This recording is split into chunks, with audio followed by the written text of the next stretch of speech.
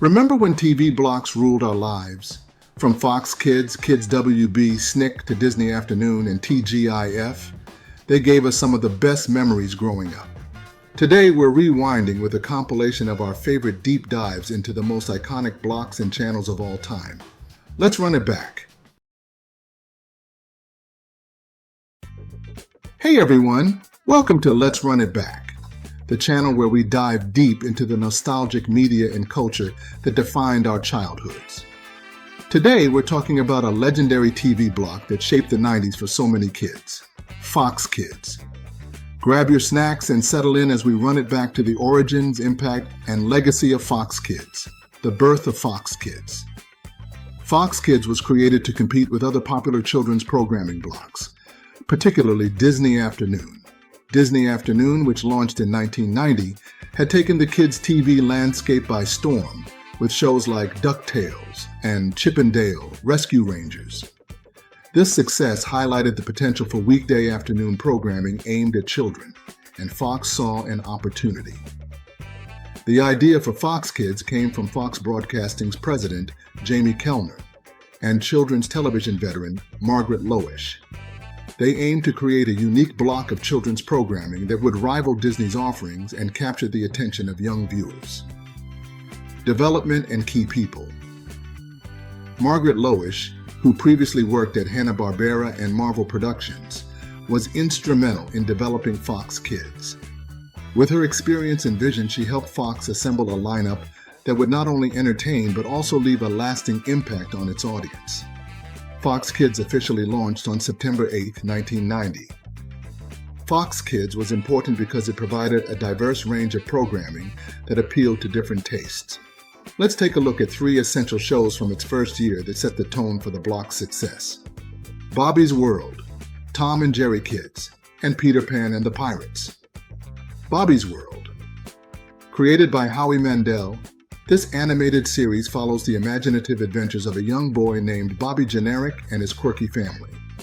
The show was known for its unique animation style and for exploring everyday life through the eyes of a child, with Bobby often slipping into elaborate fantasy sequences.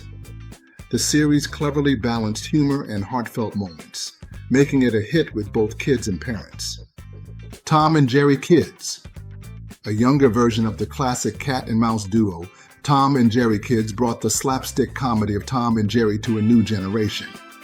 The show featured the mischievous antics of Tom and Jerry as kids, as well as their friends Droopy and Dripple. With its fast-paced humor and classic chase sequences, Tom and Jerry Kids captured the essence of the original series while appealing to younger viewers. Peter Pan and the Pirates. An adventurous take on the classic tale, this series explored the escapades of Peter Pan and his friends in Neverland.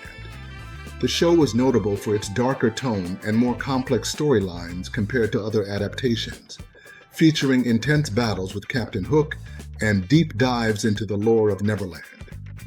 The series won praise for its high-quality animation and voice acting, including Tim Curry's iconic portrayal of Captain Hook. Behind the scenes, Fox Kids was a collaborative effort with contributions from various animation studios and creators. One little-known fact is that many of the voice actors for Fox Kids shows also worked on other popular 90s cartoons, creating a unique web of talent across different series. Most popular TV shows. Now let's talk about some of the most popular TV shows that aired on Fox Kids and their plot overviews. Mighty Morphin Power Rangers. A group of teenagers with attitude are granted the power to transform into powerful warriors to protect Earth from evil forces led by Rita Repulsa. The show combined live-action sequences with Japanese footage from the Super Sentai series, creating a unique and dynamic visual style. Its themes of teamwork and bravery, along with its memorable catchphrases and morphing sequences, made it a cultural phenomenon. X-Men, the animated series. Follow the adventures of the X-Men, a group of mutant superheroes who fight for peace and equality in a world that fears and hates them. The series was praised for its complex storylines and mature themes, tackling issues such as prejudice and acceptance. Iconic characters like Wolverine, Cyclops, and Storm became household names, and the show's intro theme remains one of the most recognizable in animation history. Animaniacs. This zany animated series features the misadventures of the Warner siblings, Yakko, Wakko, and Dot, along with a host of other wacky characters.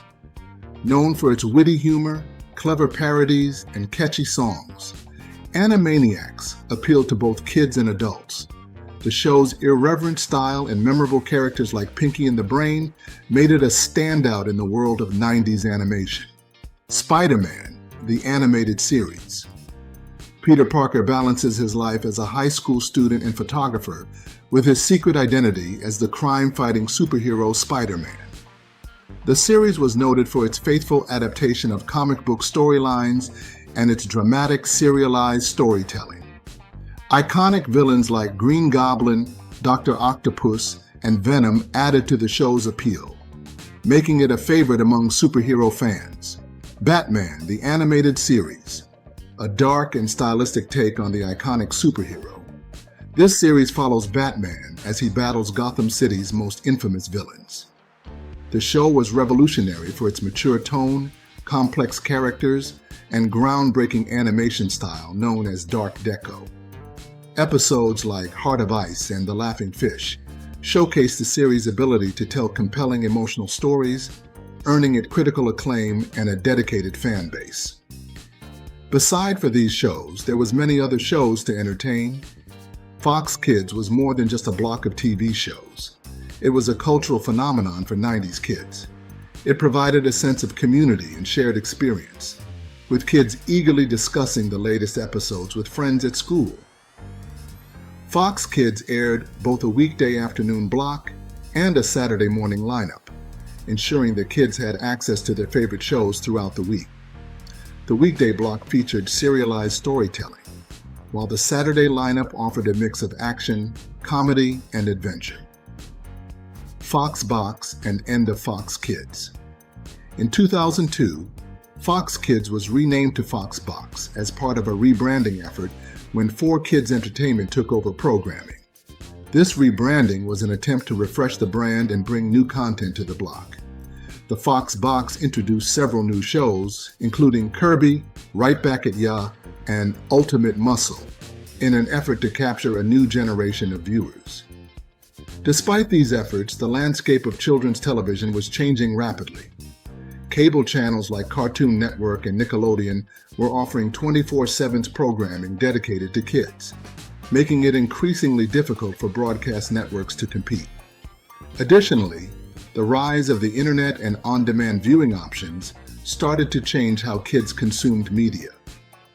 By 2004, declining ratings and increased competition led to the end of Fox Kids. The final nail in the coffin came when Fox sold the remaining assets of Fox Kids worldwide to Disney, effectively ending the block that had defined a generation. Legacy of Fox Kids. Although Fox Kids is no longer on the air, its legacy lives on in the hearts and minds of those who grew up watching it. Fox Kids was a pioneer in children's television, offering a diverse range of high-quality shows that pushed the boundaries of animation and storytelling. Fox Kids introduced us to characters and stories that are still beloved today. Shows like Mighty Morphin Power Rangers, X-Men, the animated series, and Animaniacs have left an indelible mark on popular culture. The block also paved the way for future programming by demonstrating the viability and importance of dedicated children's content. More than just entertainment, Fox Kids was a shared experience that brought kids together. Whether it was discussing the latest plot twist in Batman the Animated Series, or mimicking the morphing sequence from Power Rangers, Fox Kids provided countless memories and moments of joy. Today, the influence of Fox Kids can be seen in the resurgence of interest in 90s nostalgia. Reboots, streaming availability, and fan conventions celebrate the shows and characters that Fox Kids introduced to the world. It reminds us of a time when Saturday mornings and weekday afternoons were filled with excitement and adventure. Back in the late 90s, the world of Saturday morning cartoons was undergoing a transformation. The golden age of the 80s, filled with shows that doubled as toy commercials, had faded. Kids now had options like Nickelodeon and Cartoon Network, which offered cartoons around the clock. Traditional Saturday blocks on ABC, CBS, and NBC were starting to lose their edge. That's when ABC decided to shake things up. In 1997, they unveiled something bold, fresh, and a little surreal. One Saturday morning, and it completely changed the game. The concept was developed by Peter Hastings, a former Warner Brothers writer who worked on Animaniacs and Pinky and the Brain. Hastings was brought in by Disney, who had recently formed a programming partnership with ABC after acquiring Capital Cities, ABC Inc., in 1996. Hastings' vision was to not just throw cartoons on the screen, but to create a full experience. One Saturday Morning was designed as a cohesive world, a sort of cartoon clubhouse in a zany, multi-level building where anything could happen. The shows were the main attraction, but the real genius was in the presentation.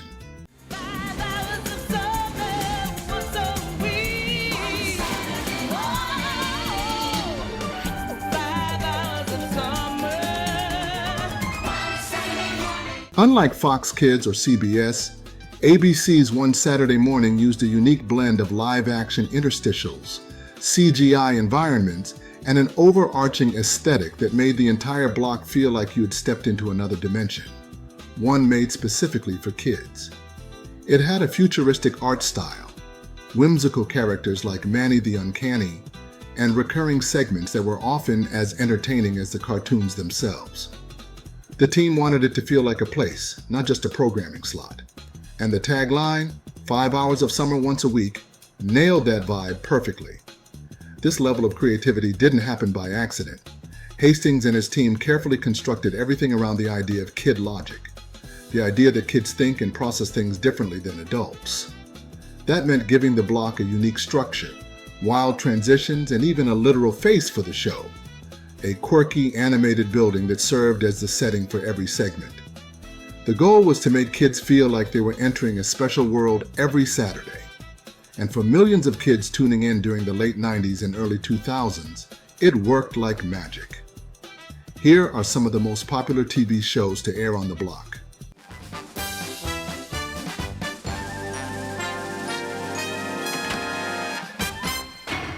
Recess. Let's start with the king of the One Saturday Morning lineup, Recess. Created by Paul Germain and Joe Ansalabahir, Recess premiered in 1997 and became an instant hit. It followed 6 elementary school kids, TJ, Vince, Spinelli, Gretchen, Mikey, and Gus, as they navigated the complex social dynamics of the schoolyard.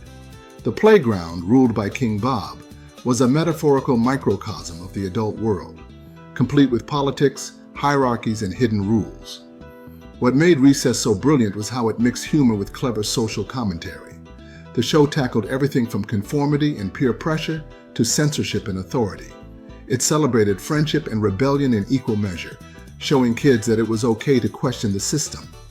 It also had a surprisingly strong emotional core, especially in episodes like The Experiment or Weekend at Muriel's. It wasn't just a funny cartoon, it had something to say. Recess became so popular that it eventually spun off into a theatrical movie, Recess School's Out, in 2001, and several direct-to-video specials. The characters were so well written that even as adults, you can still identify with them. Whether you were the leader like TJ or the misunderstood poet like Mikey, Recess had something for everyone.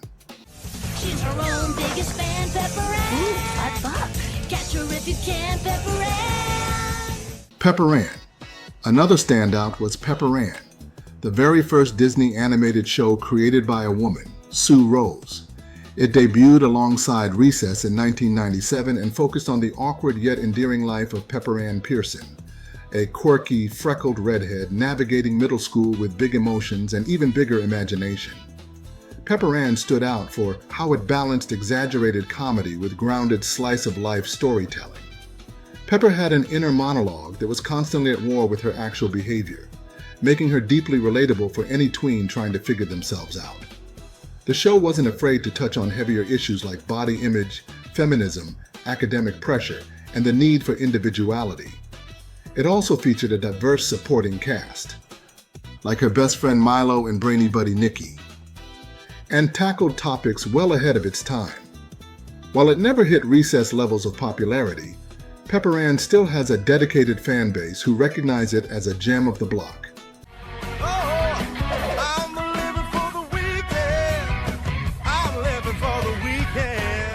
The Weekenders.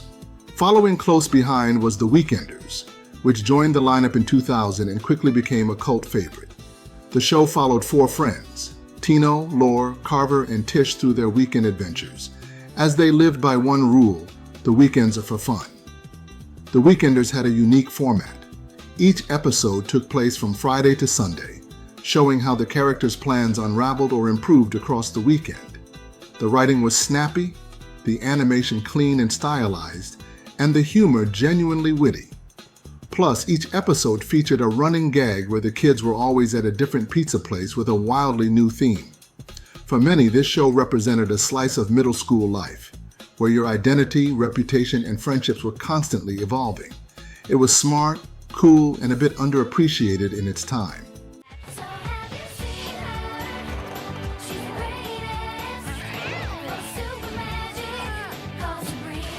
Sabrina the Animated Series. Another highlight of one Saturday morning was Sabrina the Animated Series, which capitalized on the popularity of the live-action Sabrina the Teenage Witch starring Melissa Joan Hart. This animated version served as a prequel, with Sabrina as a 12-year-old learning to control her powers. With Melissa's younger sister Emily Hart voicing the titular role, this version of Sabrina added magical mishaps and moral lessons to its formula. Whether dealing with a botched love spell or an invisibility mishap, each episode had a clear message about growing up and taking responsibility. And of course, Salem the cat stole every scene he was in. The show combined magic and middle school in a way that resonated with kids who felt like misfits, even if they didn't have supernatural powers.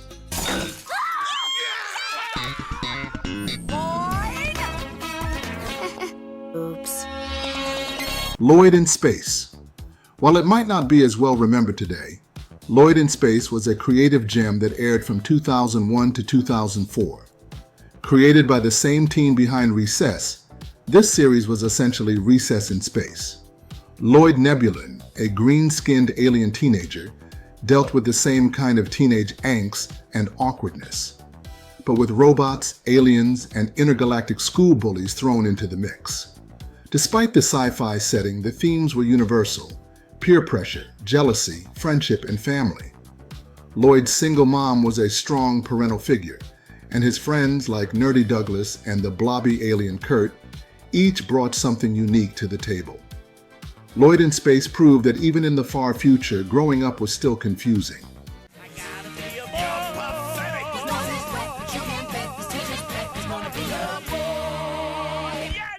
Teacher's Pet. One of the more offbeat additions to One Saturday Morning was Teacher's Pet, a bizarre and hilarious show about a dog named Spot, who dresses up as a human boy named Scott Ledreddy II so he can attend school. Why? Because he wants to learn and be more than just a dog. Voiced by the legendary Nathan Lane, Spot and Scott was a chaotic yet lovable character. The show was wild, witty, and full of clever adult references hidden just beneath the surface. It ran from 2000 to 2002, and even inspired a theatrical movie in 2004. While it didn't always get the same ratings as Recess, Teacher's Pet was a critical darling and a cult hit among kids who appreciated something a little more surreal.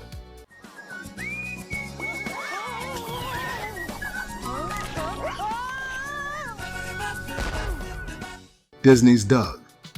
Though Doug originally started on Nickelodeon, Disney acquired the rights in 1996 and launched a slightly updated version for ABC. Initially known as Brand Spankin' New Doug, the art style was cleaner, the storylines a little softer, and Doug's love interest Patty Mayonnaise was slightly more prominent. While some fans preferred the original Nick version, the Disney Doug found a second life on One Saturday Morning. It helped anchor the block at the start and bridge the transition into newer Disney-owned content. And let's be honest, whether you were watching on Nick or ABC, Doug's voice, diary entries, and daydreams were unforgettable.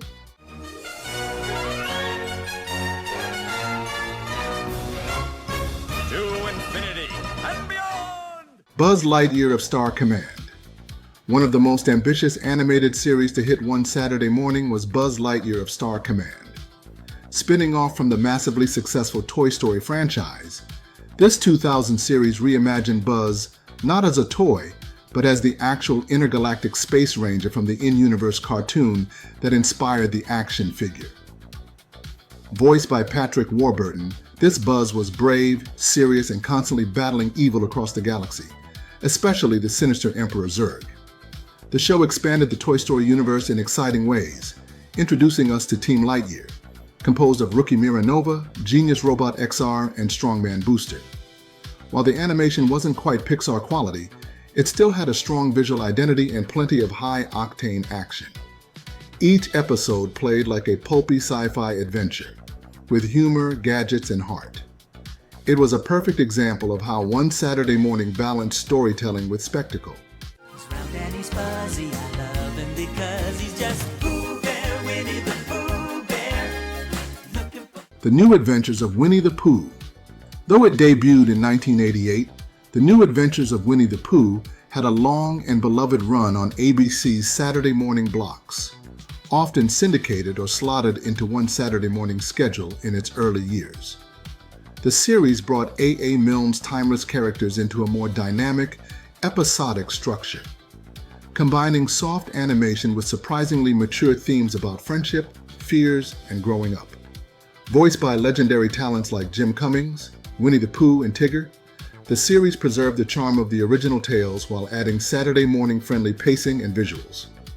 It was calm and comforting, perfect for the earlier hours of the block, and provided a counterbalance to more frenetic shows.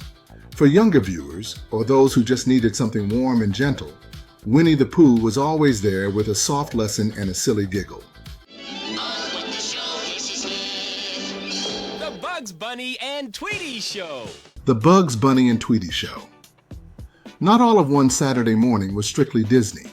For a time, ABC still had the rights to air the Bugs Bunny and Tweety Show, which acted as a showcase for classic Looney Tunes shorts. While it didn't always match the branding of Disney's newer cartoons, it was a nostalgic treat for parents and a zany introduction for kids unfamiliar with Bugs, Daffy, Sylvester, and Tweety.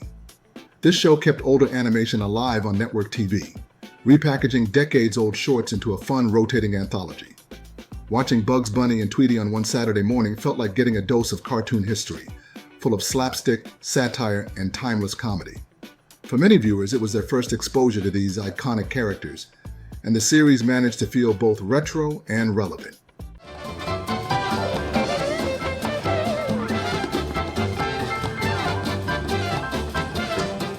Mickey Mouse Works. Before House of Mouse, Disney experimented with Mickey Mouse Works, a return to short-form animation in the vein of old-school Looney Tunes. Each episode consisted of several mini-sketches starring Mickey, Minnie, Donald, Goofy, and Pluto. The shorts range from slapstick chaos to surreal comedy, often mimicking the tone of classic 40s and 50s cartoons. Mickey Mouse Works was a proving ground for a lot of material that would later appear in House of Mouse. And though its run was brief, it helped bring the original Disney characters back into the spotlight. It wasn't as emotionally rich as Recess or Pepper Ann, but it served as a fun palate cleanser between the deeper shows on the block. So come on in, we're gonna shake the house. We're having a ball at the House of Mouse. House of Mouse. One of the most inventive shows to ever appear during one Saturday morning's era was House of Mouse, which aired on ABC starting in 2001. The concept? Mickey Mouse and friends run a nightclub where every single Disney character, from the classics to the moderns, drop in as guests. It was the Saturday Night Live of the Disney universe, and it worked surprisingly well.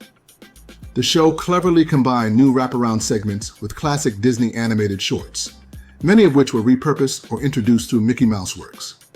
The fun came from seeing unlikely crossovers, Jafar arguing with Hades, or Donald Duck serving food to the Beast. It felt like a Disney multiverse before that idea was even trendy, and the sheer number of cameos gave it massive rewatch value.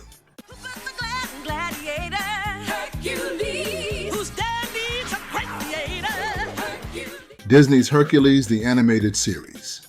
Based on the hit 1997 film, Disney's Hercules, the animated series premiered in 1998 and brought a comedic Saturday morning spin to Greek mythology. The show reimagined Hercules as a teen still in training at the Prometheus Academy, complete with school crushes, pop quizzes, and run-ins with mythological monsters. It was a prequel to the movie despite some timeline inconsistencies, and nobody really cared because it was a blast. Tate Donovan reprised his role as Hercules, and James Woods returned as Hades, delivering some of the best lines in the series. The show kept the movie's irreverent tone and loaded each episode with puns, cameos, and tongue-in-cheek references. It didn't have the emotional weight of the film, but it embraced the zaniness of mythology in a way kids loved. Canines on the run. Them doggone dogs. 101 Dalmatians, the series. 101 Dalmatians might not get as much attention today, but it was a solid entry on the One Saturday Morning roster from 1997 to 1998.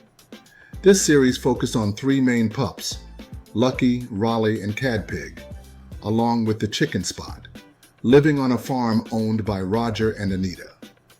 The show expanded the world of the original film and added new villains, side characters, and comedic plots. Unlike the movie's 1960s setting, the show had a more contemporary tone and leaned heavily into slapstick and action comedy. Cruella de Vil was still around, now trying to take over the farm instead of just stealing puppies. Though it didn't last long, 101 Dalmatians, the series had energetic animation, strong voice work, and plenty of heart. It deserved more love than it got. Put your faith in what you most believe in. Two worlds, one family. The Legend of Tarzan. Following the success of the 1999 Tarzan movie, The Legend of Tarzan debuted in 2001, picking up right where the film left off. Tarzan and Jane now live together in the jungle with their eclectic animal family, including Turk and Tantor. But this wasn't just about swinging on vines. The show tackled colonialism, conservation, and complex moral decisions, all wrapped in thrilling jungle adventures. What made this show stand out was its animation quality and serious tone. It treated its audience with respect, exploring mature themes without getting preachy. The character arcs, especially Jane adjusting to jungle life, gave it continuity rare in Saturday morning TV. While it may have skewed slightly older than some of the other shows on the block, The Legend of Tarzan was a perfect fit for kids ready for a little more depth. The bare necessities, the simple bare necessities. Forget about your worries and your strife. Jungle Cubs. Before The Legend of Tarzan, Disney experimented with younger versions of another jungle crew in Jungle Cubs. This prequel series to the Jungle Book imagined Baloo, Bagheera, Shere Khan, Louie, Hathi, and Kaa as playful young animals growing up together before becoming enemies in the movie. The series originally aired in 1996, but was later rerun as part of One Saturday Morning. Jungle Cubs was softer in tone, focusing on life lessons, teamwork, and jungle mischief. It was an early entry into the babyfication trend of the 90s, think Muppet Babies, but it worked well for its target audience. The show helped introduce kids to the Jungle Book characters while giving them fresh personalities and dynamics that weren't tied down by the film's darker themes. The fall and transition to ABC Kids. By the mid-2000s, things started to shift. The FCC's stricter guidelines on educational programming, the rise of cable channels like Cartoon Network and Nickelodeon, and the growing popularity of DVRs and on-demand viewing all contributed to the decline of Saturday morning blocks. In 2002, One Saturday Morning was rebranded as ABC Kids, and while some of the original shows remained for a while, the magic started to fade. Eventually, Disney phased out the entire block in favor of reruns from the Disney Channel and Toon Disney. By 2011, ABC Kids was gone entirely, replaced with syndicated educational content. The era of waking up for One Saturday Morning was over, but its impact lives on in the memories of the kids who grew up watching. ABC's One Saturday Morning wasn't just a lineup, it was a feeling. A mix of bright colors, unforgettable characters, and just the right dose of weirdness that made Saturday mornings feel like a mini holiday every week. From the bold hijinks of Recess and the heart of Pepper Ann, to the sci-fi smarts of Lloyd in Space and the criminally underrated The Weekenders, this block was peak millennial nostalgia. Let's run it back to a golden era of television where Saturday mornings and weekday afternoons were sacred. When cereal in hand and eyes glued to the screen, millions of kids across the country tuned into Kids WB. This programming block didn't just entertain, it helped shape a generation's pop culture language. Launched on September 9, 1995, just a few months after the WB television network debuted, Kids WB was Warner Brothers' bold move to carve out a niche in children's television. The idea was to capitalize on Warner Brothers Animation's vast catalog and creative powerhouses while taking on established giants like Fox Kids and Nickelodeon. Armed with iconic characters, deep pockets, and big ambition, Kids WB quickly went from the new kid on the block to the reigning champ of Saturday morning TV. From the jump, Kids WB leaned heavily into its own IP, while also serving as a launchpad for original content and acquisitions. Early offerings included Animaniacs, Pinky and the Brain, and Freakazoid, all shows originally developed under the Steven Spielberg-produced Amblin era at Warner Brothers. Animaniacs was a chaotic masterpiece, fusing classic slapstick with sharp satire, music, and historical humor. The Warner siblings, Yakko, Wakko, and Dot, quickly became household names, and their musical segments like Yakko's World remain viral decades later. Pinky and the Brain spun off into its own series, giving us two lab mice, one a genius, the other insane, attempting to take over the world in absurdly entertaining ways. Meanwhile, Freakazoid introduced kids to a bizarre superhero parody packed with pop culture references, self-aware humor, and surreal sketches. Although it was too offbeat to last long, it cultivated a loyal cult following. These shows shared a unique DNA, absurdist humor, vivid animation, and the kind of layered writing that parents could enjoy as much as their kids. Warner Brothers had discovered a formula that balanced wild cartoon antics with heart and smarts. In 1996, Kids WB added something huge to its arsenal: Superman, the animated series. After the success of Batman, the animated series on Fox, producers Bruce Timm and Paul Dini brought their storytelling magic to Metropolis. The show treated Superman with dignity and complexity, modernizing him for the 90s without losing his classic charm. Its success laid the groundwork for what fans now call the DCAU, the DC Animated Universe, which expanded across the new Batman adventures, Batman Beyond, Static Shock, Justice League, and Justice League Unlimited. This interconnected animated universe was a defining piece of Kids WB's identity and one of the earliest successful examples of serialized superhero storytelling on television. Batman Beyond, in particular, was a bold risk, set in the future with a teenage Batman, Terry McGinnis, mentored by an aging Bruce Wayne.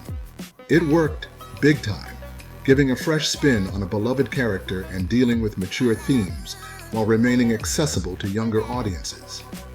But the turning point, the moment Kids WB became unstoppable, came in 1999 with the US debut of Pokemon.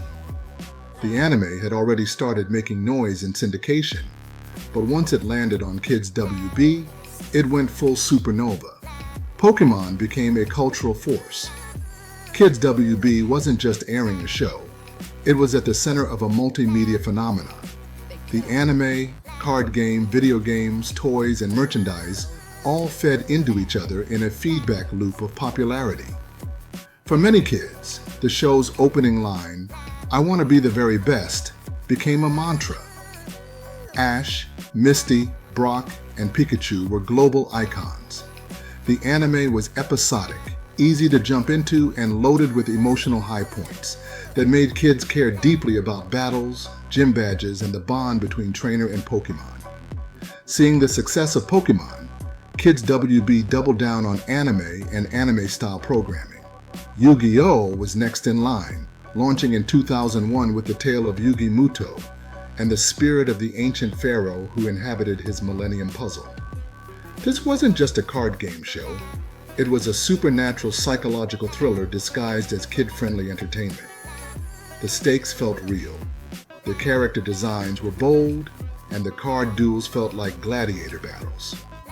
It was such a hit that Yu-Gi-Oh! Quickly became the second major anime franchise under Kids WB's wing, supported by a massive TCG and mountains of merchandise.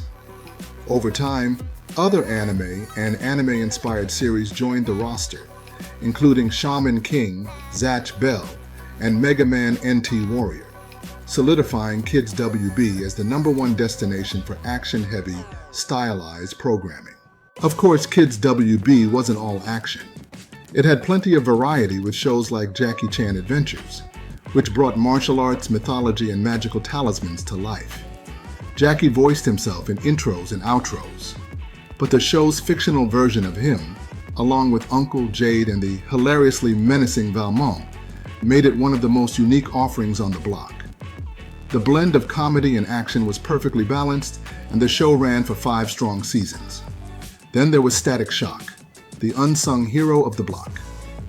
Based on the Milestone Comics character created by Dwayne McDuffie, Static Shock gave us Virgil Hawkins, a relatable black teen with electromagnetic powers who balanced high school, social injustice, and crime fighting. The show tackled serious topics: racism, gun violence, homelessness, with more depth than most live-action shows dared to.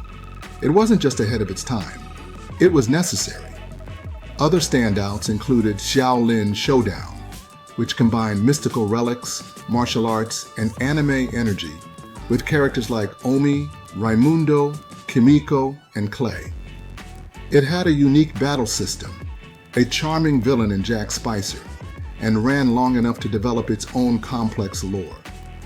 There was also the Zeta Project, a Batman Beyond spin-off about a rogue robot learning humanity, and Ozzy and Drix, a spin-off of Osmosis Jones, following a white blood cell and a cold pill as they defended a teenage boy's body like it was a sci-fi metropolis. By the mid-2000s, Kids WB had built a legacy unmatched by any network block outside of possibly Fox Kids or Toonami. Its weekday lineup and Saturday block were both stacked, with reruns of fan favorites and new series launching each season. The production quality, the voice acting, the serialized storytelling, everything about Kids WB felt elevated compared to other children's programming at the time. But behind the scenes, the television landscape was shifting. As cable television gained dominance and streaming platforms began their slow rise, traditional broadcast networks found it harder to hold young audiences. Add to that the increasing pressure from the FCC, which required a certain number of hours per week of educational informational EI content, and suddenly the wild creative freedom of shows like Freakazoid and Yu-Gi-Oh! Was under threat.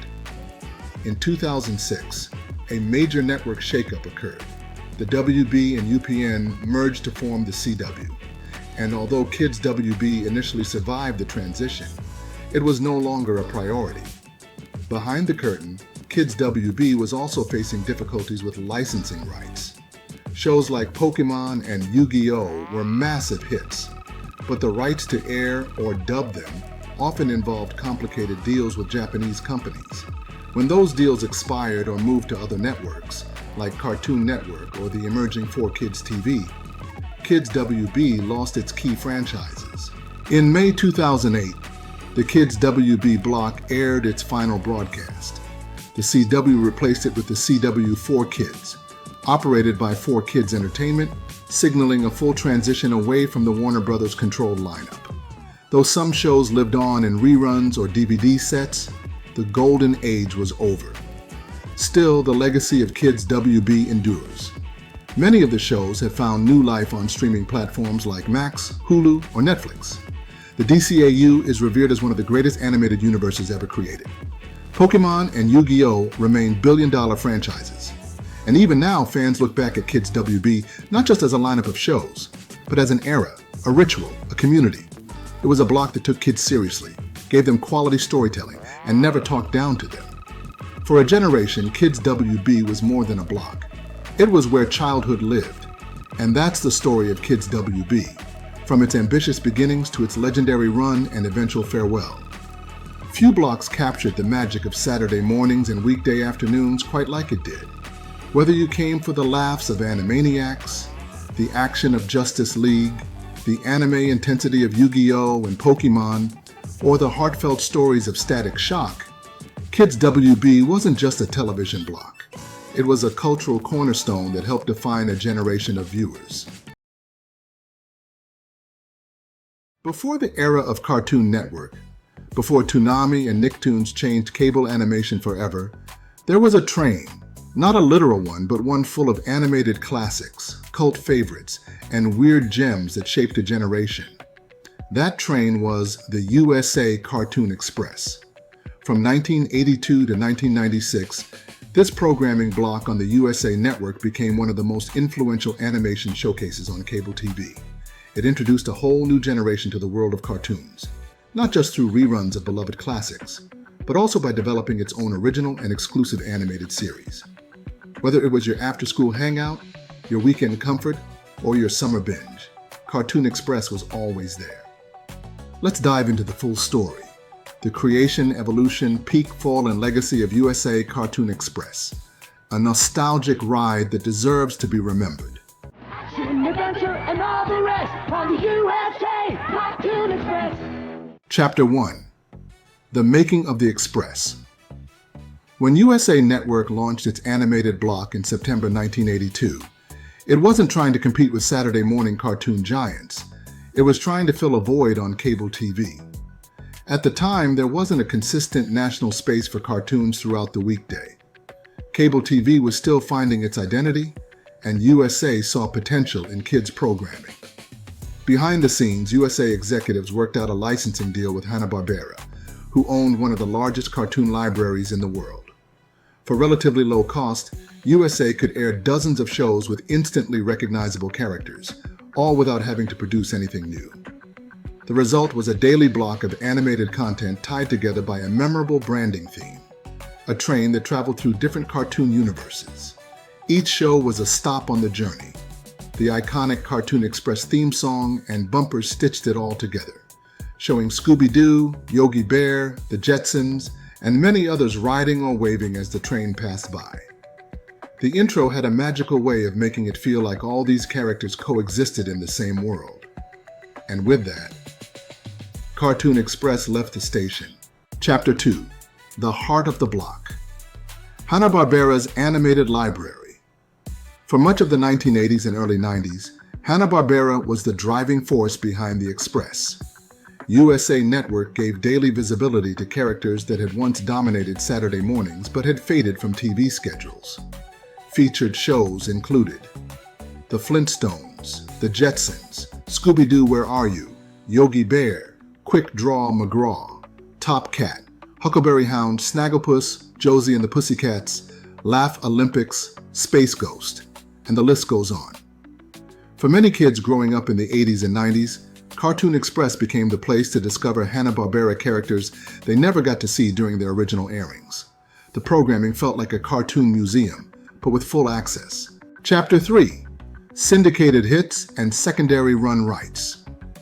As the cable landscape expanded in the 1990s, USA Cartoon Express began adding shows that weren't from the Hanna-Barbera catalog.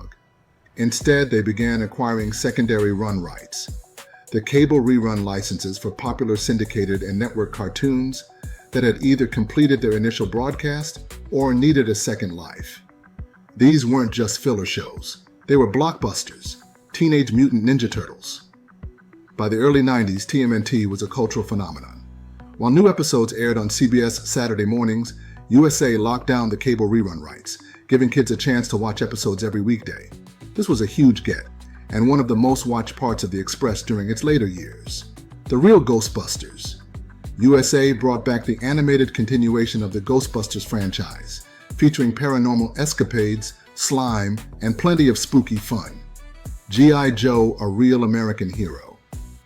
Rebroadcast on USA, the action-packed military cartoon introduced new kids to Cobra Commander, Snake Eyes, and the never-ending battle of good versus evil. Inspector Gadget, the clumsy cyborg detective, and his loyal niece Penny made Cartoon Express even more fun with reruns of their misadventures. The Adventures of Super Mario Bros. 3.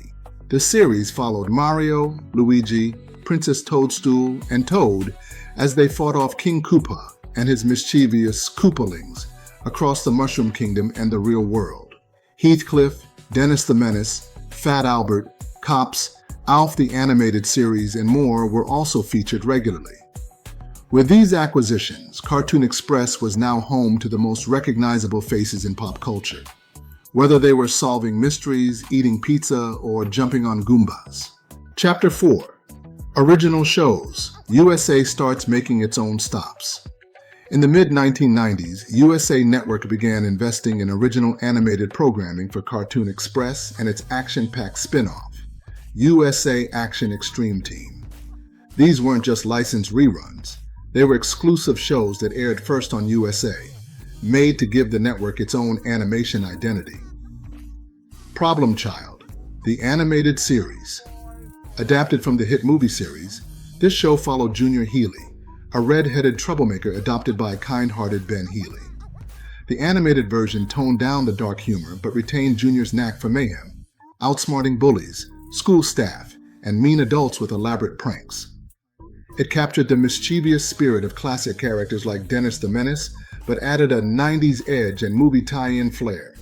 Itsy Bitsy Spider, a sweet and whimsical show based on the 1992 animated short film. It starred Itsy, a friendly cartoon spider, and her human best friend Leslie, who protected her from the obsessive over-the-top exterminator Adonis. The show was filled with slapstick comedy and wacky inventions, much like Tom and Jerry or the Pink Panther, but had a more modern, warm-hearted feel perfect for younger kids. The New Adventures of Speed Racer. This revival of the classic anime attempted to reintroduce the Speed Racer universe to a new generation. While it retained the essential characters, Speed, Trixie, Pops, Racer X, and the Mach 5, it added higher stakes, new villains, and a slightly more modern art style. Though it never reached the popularity of the original, it kept the brand alive in the US during a time when anime was gaining momentum. Double Dragon. Based on the side-scrolling arcade video game, Double Dragon turned martial artist brothers Billy and Jimmy Lee into superhero-style warriors. They battled evil gangs and transformed into armor-wearing fighters to battle the Shadow Master and his goons. It was pure 1990s energy, full of neon, muscles martial arts, and cheesy one-liners. Highlander, the animated series. Set centuries in the future, after most of the world's immortals had been wiped out, the show followed Quentin MacLeod, the last of the Highlander bloodline. Instead of killing other immortals, Quentin sought wisdom, unity, and peace. Surprisingly deep for a kids' show, it tackled morality, philosophy, and honor while building on the mythos of the Highlander franchise. Street Fighter, the animated series. Loosely inspired by the Street Fighter II video game and live-action film, this show followed Colonel Gaio as he led a team of world warriors like Chun-Li, Ryu, Ken, Blanca, and Dalsim against M. Bison's terrorist network. While heavily criticized for its writing and animation, it gained a cult following thanks to its meme-worthy lines and over-the-top action. Savage Dragon. This series adapted Eric Larson's Image comic superhero, a giant mohawked green cop with a fin on his head. As part of the Chicago police force, Dragon fought off mutant gangs and criminal overlords. The show aimed for a slightly older audience and dealt with more grounded violence and themes compared to most cartoons of the time. Wildcats, 1994. Based on Jim Lee's Wildstorm comic series, Wildcats focused on a secret war between alien races, the good guy Cherubim and the evil Demonites. The team included Spartan, Zealot, Grifter, and Voodoo, and blended science fiction with superhero themes. It had strong X-Men vibes and tried to tap into the Image Comics boom of the early 90s. Ultra Force, 1995. Another Image Ultraverse title brought to TV. This show followed a team of Ultras, superpowered beings, trying to maintain peace in a chaotic world. The show featured characters like Hardcase, Prime, and Prototype, all with comic book origins. While ambitious, it didn't last long due to weak ratings and a market saturated with superhero shows. Mortal Kombat Defenders of the Realm. While the Mortal Kombat games were known for violence, this cartoon had to walk a fine line. The show kept the core story of Earthrealm defending against Outworld, and featured familiar characters like Sub-Zero, Sonya, and Nightwolf. It had a serialized format and lore-heavy arcs, but network restrictions meant no fatalities or blood. Wing Commander Academy, based on the PC space combat games, this show followed young cadets in the Terran Confederation as they trained for war against the Kilrathi. Featuring voices from Mark Hamill and Malcolm McDowell, the show had smart writing, a serialized arc, and character-driven stories, making it one of the most mature shows USA ever aired. Chapter 5. The End of the Line. By 1996, USA Cartoon Express had come to the end of its route. The reasons were clear. Cartoon Network's dominance, with full rights to Hanna-Barbera's catalog. Nickelodeon and Fox Kids' growth, with original programming taking over kids' attention. USA shifting toward adult programming, like WWF Raw and original dramas. Action Extreme Team failed to match competition like Toonami and Kids WB. The final episode aired in 1996, and the block was quietly discontinued. Chapter 6. Legacy of USA Cartoon Express. Though it's gone, USA Cartoon Express laid the groundwork for modern animation blocks. It preserved classic characters for a new generation, gave a second home to syndicated greats, and took a chance on original animated programming during a crucial time in TV history. For many kids, it wasn't just a cartoon block. It was a ritual, a routine, a cornerstone of growing up. The train may have stopped, but its track still runs through the hearts of everyone who ever watched after school or during a summer morning. What were your favorite memories of Cartoon Express? Did you watch the Ninja Turtles or Super Mario Bros. 3, Felix the Cat, or any of the many other classic cartoons on USA Network? Drop a comment and let's ride the nostalgia together. Today we're taking a deep dive into one of the most beloved TV blocks of all time, the Disney Afternoon. From its creation to its immense success, and finally, its eventual end and lasting legacy, let's uncover the magic behind this iconic block. The creation of the Disney Afternoon. In the late 1980s, Disney was in the midst of a renaissance, not just in feature films, but in television as well. The company had tasted success with shows like DuckTales, which premiered in 1987. Building on this momentum, Disney executives, led by Michael Eisner and Jeffrey Katzenberg, conceived the Disney Afternoon, a 2-hour block of syndicated animated TV shows designed to air after school, targeting children and families. The idea was to create a cohesive brand that offered high-quality, entertaining content. This block would feature a rotating lineup of shows that shared a similar animation style and humor, ensuring a consistent viewing experience. Why the Disney Afternoon succeeded. The Disney Afternoon premiered on September 10, 1990, and quickly became a massive success. But why did it resonate so well with audiences? First, the quality of the animation and storytelling was a significant factor. Shows like DuckTales, Chip and Dale Rescue Rangers, and Darkwing Duck were not just entertaining. They had well-developed characters, engaging plots, and witty dialogue that appealed to both kids and their parents. Second, the branding and marketing were spot on. The Disney Afternoon was heavily promoted, and the shows were supported by a wide range of merchandise, from toys and video games to clothing and lunchboxes. This helped to create a strong emotional connection with the audience. Lastly, the timing was perfect. The 1990s were a golden era for after-school programming. With fewer distractions like the internet or smartphones, kids eagerly awaited their favorite shows every day after school. Overview of the Disney Afternoon TV shows.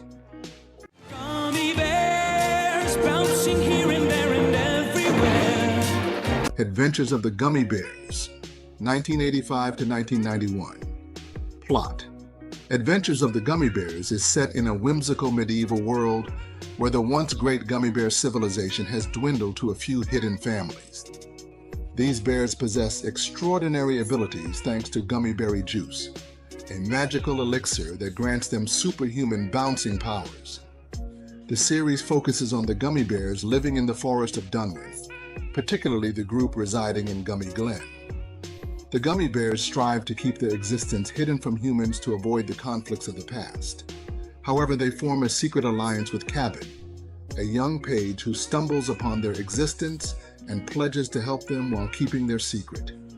Princess Calla, Cabin's friend and the daughter of King Gregor of Dunwin, also becomes an ally. The primary antagonist is Duke Igthorn, an exiled knight who seeks to conquer Dunwin with the help of his ogre minions. Igthorn constantly schemes to capture the gummy bears and their gummy berry juice, believing it will give him the power to achieve his ambitions. Might solve a mystery or rewrite history. DuckTales, 1987 to 1990. Plot: DuckTales follows the adventures of Scrooge McDuck, the world's richest duck, and his grandnephews, Huey, Dewey, and Louie. After being entrusted with the care of his nephews, Scrooge re-embraces his adventurous side. They are joined by a colorful cast of characters, including the bumbling but brave pilot Launchpad McQuack, the loyal and resourceful housekeeper Mrs. Beakley, and her curious granddaughter Webby Vanderquack.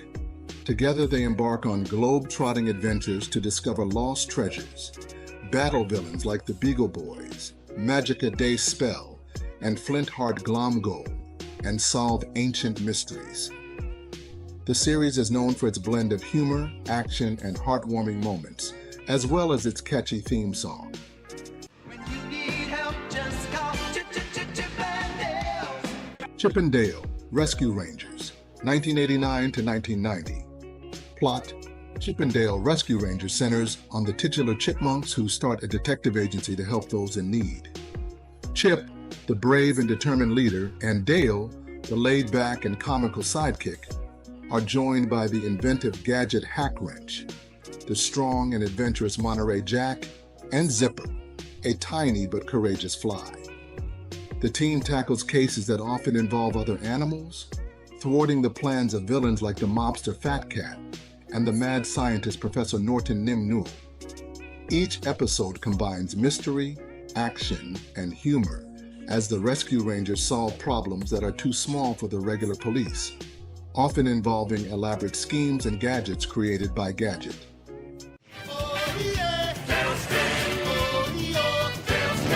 Tailspin, 1990 to 1991.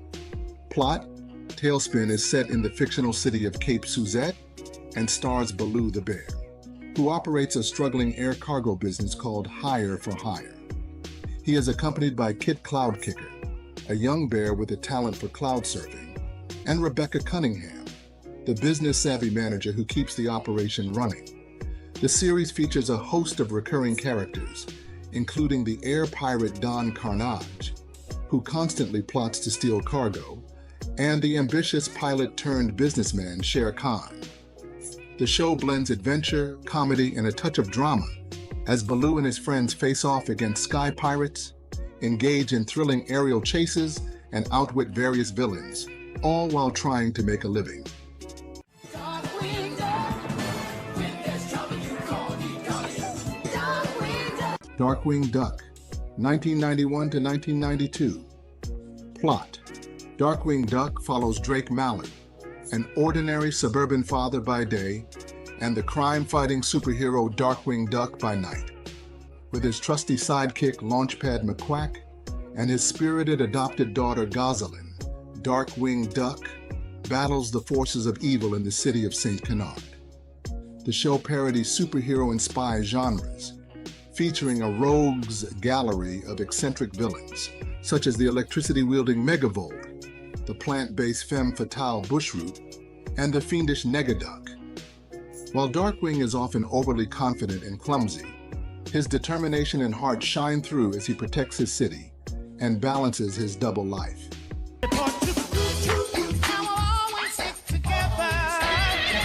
Troop, 1992 to 1993. Plot: Goof Troop centers on the comedic adventures of Goofy and his son Max as they move back to Goofy's hometown of Spoonerville.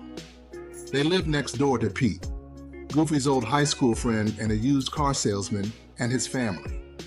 The show explores the dynamic between the well-meaning but clumsy Goofy and his teenage son Max, who often finds himself embarrassed by his dad's antics.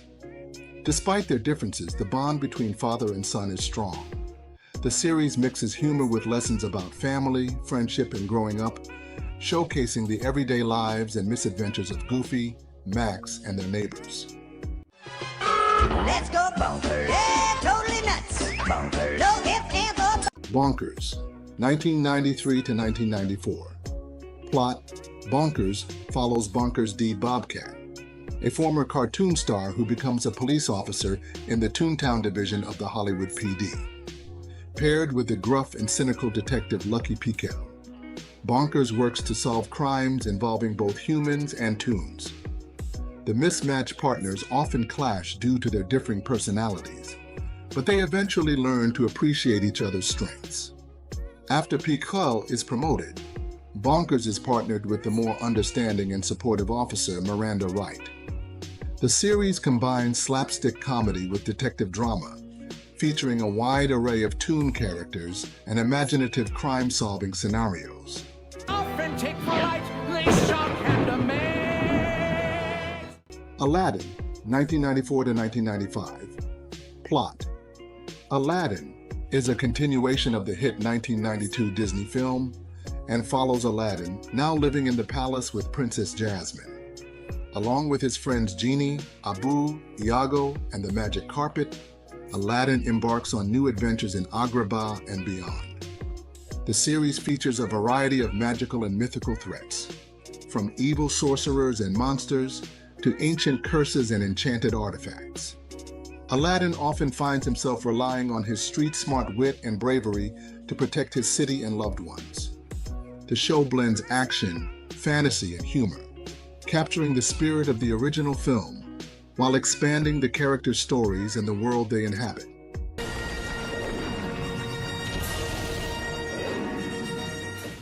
Gargoyles, 1994 to 1996. Plot: Gargoyles tells the story of a clan of gargoyles led by the stoic and noble Goliath. Cursed to sleep as stone statues during the day, they awaken at night to protect the city. After being betrayed and put into a deep sleep for 1,000 years, the gargoyles awaken in modern-day New York City. They struggle to adapt to their new world while continuing their mission to defend it from supernatural and human threats. The series is notable for its complex characters, intricate storylines, and dark, atmospheric tone. Themes of redemption, betrayal, and loyalty are explored as the gargoyles face off against various villains, including the manipulative industrialist David Xanatos and the immortal sorceress Demona.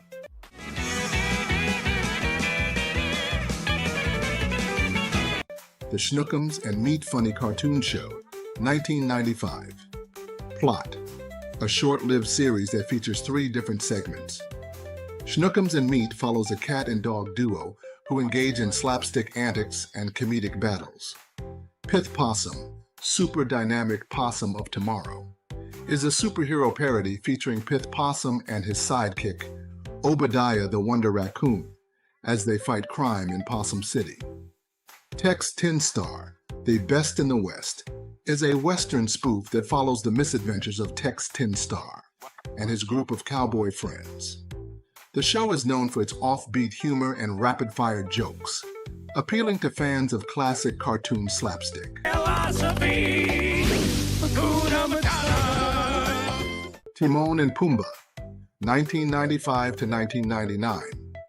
Plot overview: Timon and Pumbaa is an animated television series that spins off from Disney's iconic film The Lion King. The show focuses on the adventures of the carefree meerkat Timon and his loyal warthog friend Pumbaa as they traverse various locations around the world, living by their motto, Hakuna Matata, which means no worries. The series doesn't follow a continuous storyline. but rather features standalone episodes filled with humor, slapstick comedy, and occasional moral lessons. Unlike The Lion King, set primarily in the African savannah, Timon and Pumbaa's adventures take them all over the globe, from tropical islands and dense jungles to bustling cities and frozen tundras. The duo finds themselves in various exotic locales, leading to a diverse array of adventures. The heart of the show lies in the comedic situations and slapstick humor. Timon and Pumbaa often find themselves in absurd and hilarious predicaments, from treasure hunts gone wrong to escaping from predators or villains. Quack Pack, 1996. Plot: Quack Pack follows the teenage versions of Huey, Dewey, and Louie, along with their uncle Donald Duck. The triplets, now with distinct personalities, Huey as the brainy one, Dewey as the laid-back one, and Louie as the practical joker, embark on various adventures while dealing with typical teenage issues. Donald, trying to balance his job as a photographer for a TV news program with parenting, often finds himself in humorous and chaotic situations. The series combines comedy with action and family dynamics, showcasing the Ducks' lives in a more modern and relatable setting. Here come the mighty ducks, burning up the ice. The Mighty Ducks, the animated series, 1996 to 1997. Plot: Inspired by the live-action film series The Mighty Ducks, is set in a fictional universe where humanoid ducks from the planet Puckworld form a hockey team on Earth. Led by Wildwing Flashblade, the team includes characters like Nosedive, Mallory, Duke, Tanya, and Grin. They are also warriors who fight against the evil Dragonus and his minions, who have followed them to Earth with plans of conquest. The series blends sports action with sci-fi adventure, as the team juggles their dual roles as hockey players and heroes defending Earth from intergalactic threats. I'm seeing lots of spots, plenty of polka dots. 101 Dalmatians, the series, 1997 to 1998. Plot: Based on the classic Disney film, the series follows three particular puppies, Lucky, Raleigh, and Cadpig, as they live on the farm with their 97 siblings and various other animals. They face off against the evil Cruella de Vil, who is constantly scheming to steal the puppies and get her hands on their spotted coats. Each episode features the puppies embarking on adventures, often foiling Cruella's plans and learning valuable lessons about friendship, courage, and family. The series combines humor with heartwarming moments, celebrating the spirit of the original film while expanding on the characters and their world. The end of the Disney afternoon. Despite its success, the Disney afternoon couldn't last forever. By the late 1990s, the media landscape was changing rapidly. The rise of cable networks like Cartoon Network and Nickelodeon, which offered round-the-clock animated programming, began to erode the unique appeal of the Disney afternoon. Additionally, the increasing popularity of the internet and video games started to compete for children's attention. In 1997, Disney decided to rebrand the block as Disney's 1-2, which aired on UPN. However, it didn't capture the same magic, and by 1999, the Disney afternoon was effectively over. The final nail in the coffin came with the launch of the Disney Channel's own dedicated programming blocks, which made syndication less necessary. The legacy of the Disney afternoon. Even though the Disney afternoon ended, its legacy lives on. The shows from this block have left an indelible mark on pop culture. In recent years, we've seen a resurgence of interest in these shows. Disney Plus has made it possible for a new generation to discover these classics, and we've even seen reboots like DuckTales 2017, which pay homage to the original series. Furthermore, the Disney afternoon set a high standard for children's programming, proving that kids' TV could be both entertaining and sophisticated. It paved the way for the quality animated series we see today. Most importantly, the Disney afternoon holds a special place in the hearts of those who grew up watching it. It represents a time when after-school TV was an event, a shared experience that brought joy and adventure into countless homes. So whether you're revisiting these shows on Disney Plus or introducing them to a new generation, the Disney afternoon's magic endures.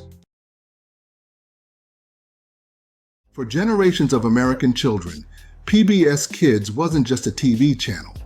It was a trusted friend, a patient teacher, and a warm, welcoming neighbor. It was the sound of cheerful theme songs echoing through the living room, the sight of colorful characters who felt like family, and the comfort of knowing that every show came from a place of care and purpose. Today, as PBS Kids prepares to possibly shut down its 24/7 broadcast channel, we're not just saying goodbye to a network, we're witnessing the end of an era. Founded on the belief that every child deserves access to high-quality educational content, PBS Kids has for decades delivered some of the most respected, effective, and beloved children's programming in television history. And it didn't require expensive subscriptions or endless merchandise tie-ins. All it needed was a pair of rabbit ears or a basic cable package, and a mission to educate. Let's begin by honoring the shows that made PBS Kids what it was. Sesame Street stands at the top. An institution since 1969, it revolutionized children's TV by blending education with entertainment, using lovable Muppets, music, animation, and real-world diversity. Big Bird, Elmo, Grover, Abby Cadabby, and Oscar the Grouch taught kids how to count, spell, and treat each other with kindness, all while confronting real-life issues, from racism to grief to homelessness. Then there was Mr. Rogers' Neighborhood, the show that felt more like a warm hug than a TV program. Fred Rogers spoke to children with respect and honesty, encouraging them to understand their emotions, explore their imaginations, and embrace their uniqueness. His legacy is kept alive through Daniel Tiger's Neighborhood, a modern animated series that uses gentle songs and stories to help preschoolers deal with everyday struggles like disappointment, jealousy, and fear. Arthur gave slightly older kids something special, a chance to see their own experiences reflected in a grounded slice-of-life setting. The show tackled everything from sibling rivalry to asthma to same-sex marriage, and always with a tone of empathy and understanding. Its 25-year run ended in 2022, but its impact continues through streaming and reruns. Clifford the Big Red Dog brought joy to young viewers with stories of friendship and acceptance through the adventures of a giant red dog and his human, Emily Elizabeth. Meanwhile, Curious George introduced preschoolers to the wonders of discovery and basic science through the antics of an endlessly inquisitive monkey. Whether it was learning how a lever worked or why recycling matters, George made it fun. PBS Kids was also the home of Cyber Chase, which used math and logic to solve problems in a digital universe threatened by the villainous hacker.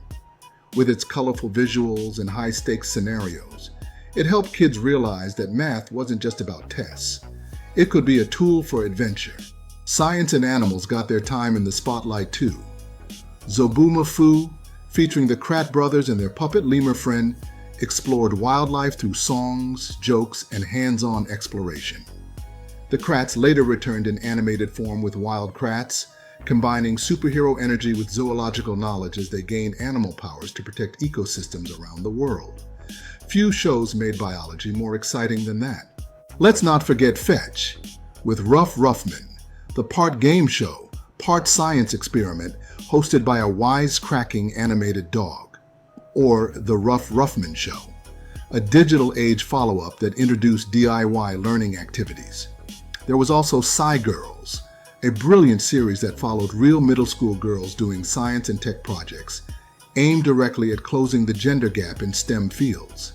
Reading and language were always a central focus. Reading Rainbow, hosted by LeVar Burton, inspired countless kids to fall in love with books by spotlighting diverse stories and showing how reading connects to everyday life. Between the Lions turned phonics into fun with puppets, stories, and games. Word Girl took a superhero approach to vocabulary building, using humor and action to grow kids' word power. Diversity and inclusion were deeply embedded in PBS Kids programming. Maya and Miguel focused on Latino culture and bilingual education, emphasizing family, friendship, and community. Dragon Tales offered a magical realm where two siblings learned about cooperation, courage, and emotional regulation through the dragons they befriended. Postcards from Buster, a Arthur spinoff, took viewers to different parts of North America, meeting real kids from diverse cultural, religious, and economic backgrounds. Even Barney and Friends, which gets a lot of flack in hindsight, was one of the earliest shows to introduce preschoolers to positive values like sharing, patience, and teamwork through music and gentle stories. Love it or hate it, Barney taught many of us how to say please and a thank you. And now, all of that, the variety, the values, the accessibility, is at risk. The end of the PBS Kids channel isn't just due to changing media habits or the rise of streaming. On May 1st, 2025, President Donald Trump signed an executive order instructing the Corporation for Public Broadcasting, CPB, to eliminate federal funding to NPR and PBS. Citing alleged political bias in their news reporting, the executive order cuts financial lifelines for hundreds of local PBS affiliates, many of which operate on shoestring budgets already. These cuts will hit rural and underserved communities the hardest, where free access to PBS Kids was often the only source of safe educational programming. Meanwhile, PBS Kids is pivoting to digital. The PBS Kids video app, streaming partnerships with Amazon Prime, and a robust website will continue to offer many of the beloved shows. But this shift leaves behind children in households without consistent internet or access to streaming services. Ironically, the very families PBS was designed to serve. And what will replace PBS Kids? Likely nothing with its same heart and mission. Commercial networks and algorithm-driven platforms are unlikely to match the quality, intention, and inclusivity of PBS Kids programming. Sure, there are good shows out there, but few exist outside a subscription paywall. And even fewer prioritize real educational research, social development, and diversity the way PBS Kids always did. So what does the future look like? Hopefully, new nonprofits and independent creators rise to fill the void. Perhaps foundations and donors will step up to ensure public media survives in a new form. But it won't be easy, and it won't be the same. PBS Kids helped raise us. It taught us how to think critically, how to feel deeply, and how to treat others with respect. It gave us stories we carried into adulthood and lessons we passed down to our own children. Its loss is more than just the end of a TV channel. It's a cultural wound. And that wraps up our possible farewell to PBS Kids, a true icon of children's television. Whether you grew up with Mr. Rogers' Cardigans, Elmo's Laugh, Arthur's Glasses, or Maya's Big Heart, you know what PBS Kids gave us. It gave us more than just entertainment. It gave us empathy. It gave us curiosity. It gave us values. Welcome to Let's Run It Back, the channel where we dive deep into the best of nostalgic media and culture.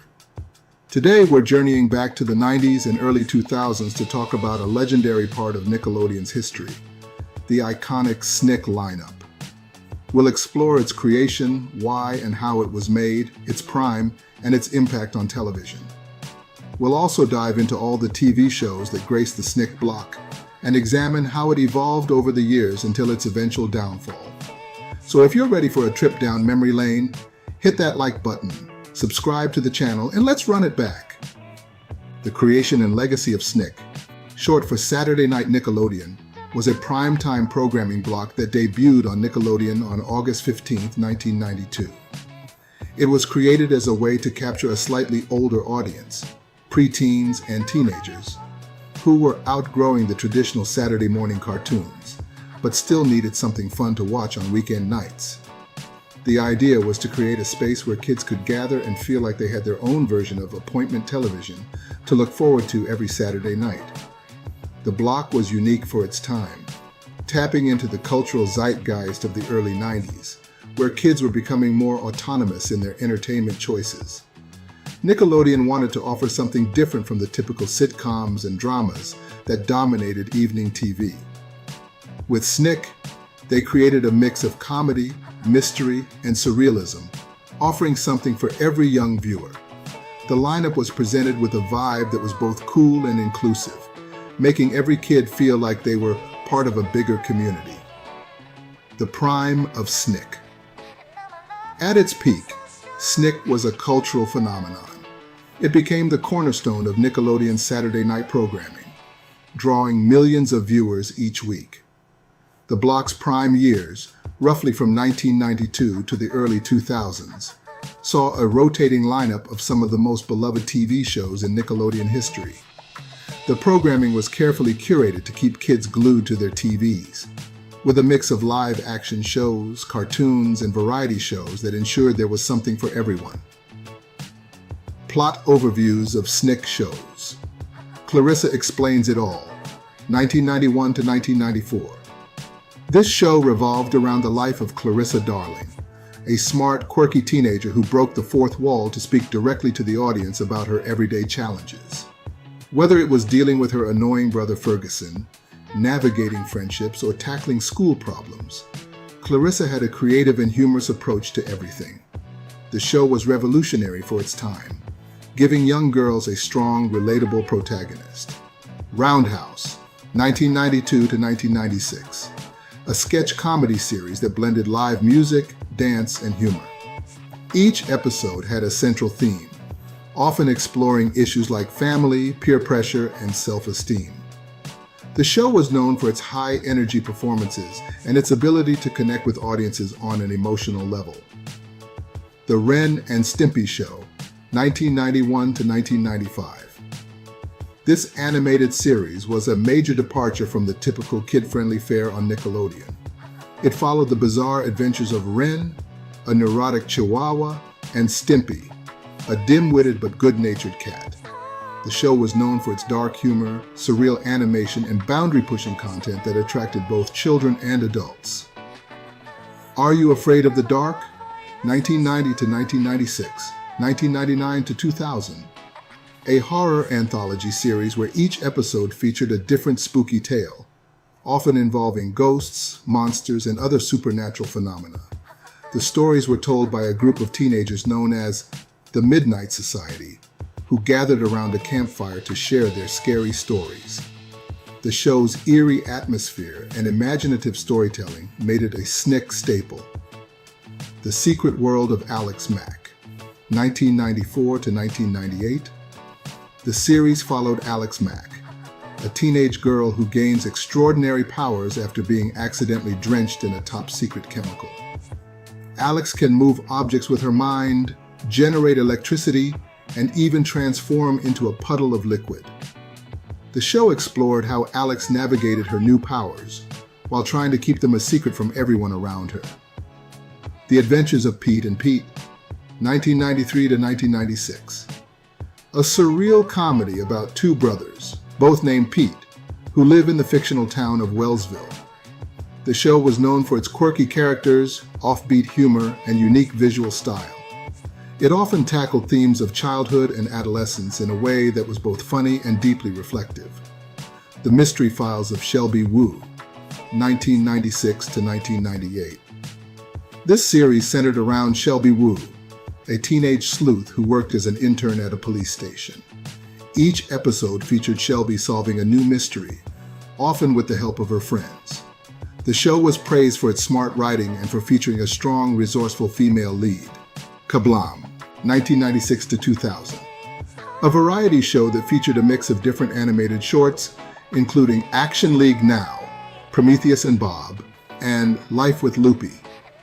Kablam was known for its eclectic animation styles and off-the-wall humor, making it a favorite among kids who enjoyed more unconventional content. All That, 1994 to 2005. A sketch comedy show often described as SNL for kids. All That featured a rotating cast of young comedians performing various sketches, musical numbers, and parody commercials. The show launched the careers of several future stars, including Kenan Thompson and Amanda Bynes, and became a cornerstone of Nickelodeon's programming. Kenan and Kel, 1996 to 2000. A spin-off from all that, this show followed the comedic adventures of Kenan Rockmore and his best friend Kel Kimball. Kenan was always coming up with schemes to get rich or out of trouble, while Kel, with his love for orange soda, often found himself caught in the middle of Kenan's plans. The show's humor and the chemistry between its leads made it an instant hit. Cousin Skeeter, 1998 to 2001. This live-action / puppet hybrid show was about Bobby, a young boy whose life is turned upside down when his cousin Skeeter, a puppet with a larger-than-life personality, comes to live with him. The show dealt with typical teenage issues, but with Skeeter's wild antics adding a unique twist to each situation. Rugrats, 1991 to 2004. Although Rugrats originally aired as a regular weekday show, its popularity led to it being featured on SNICK as well. The series followed the imaginative adventures of a group of toddlers, primarily seen through the eyes of Tommy Pickles. Rugrats was beloved for its clever storytelling, where mundane activities were turned into epic adventures. The Amanda Show, 1999 to 2002. A sketch comedy show starring Amanda Bynes, who had previously gained fame on All That. The Amanda Show featured a mix of recurring characters and sketches, including Judge Trudy and The Girls' Room. The show was known for its zany humor and Bynes' energetic performances. The Journey of Alan Strange, 1997 to 2000.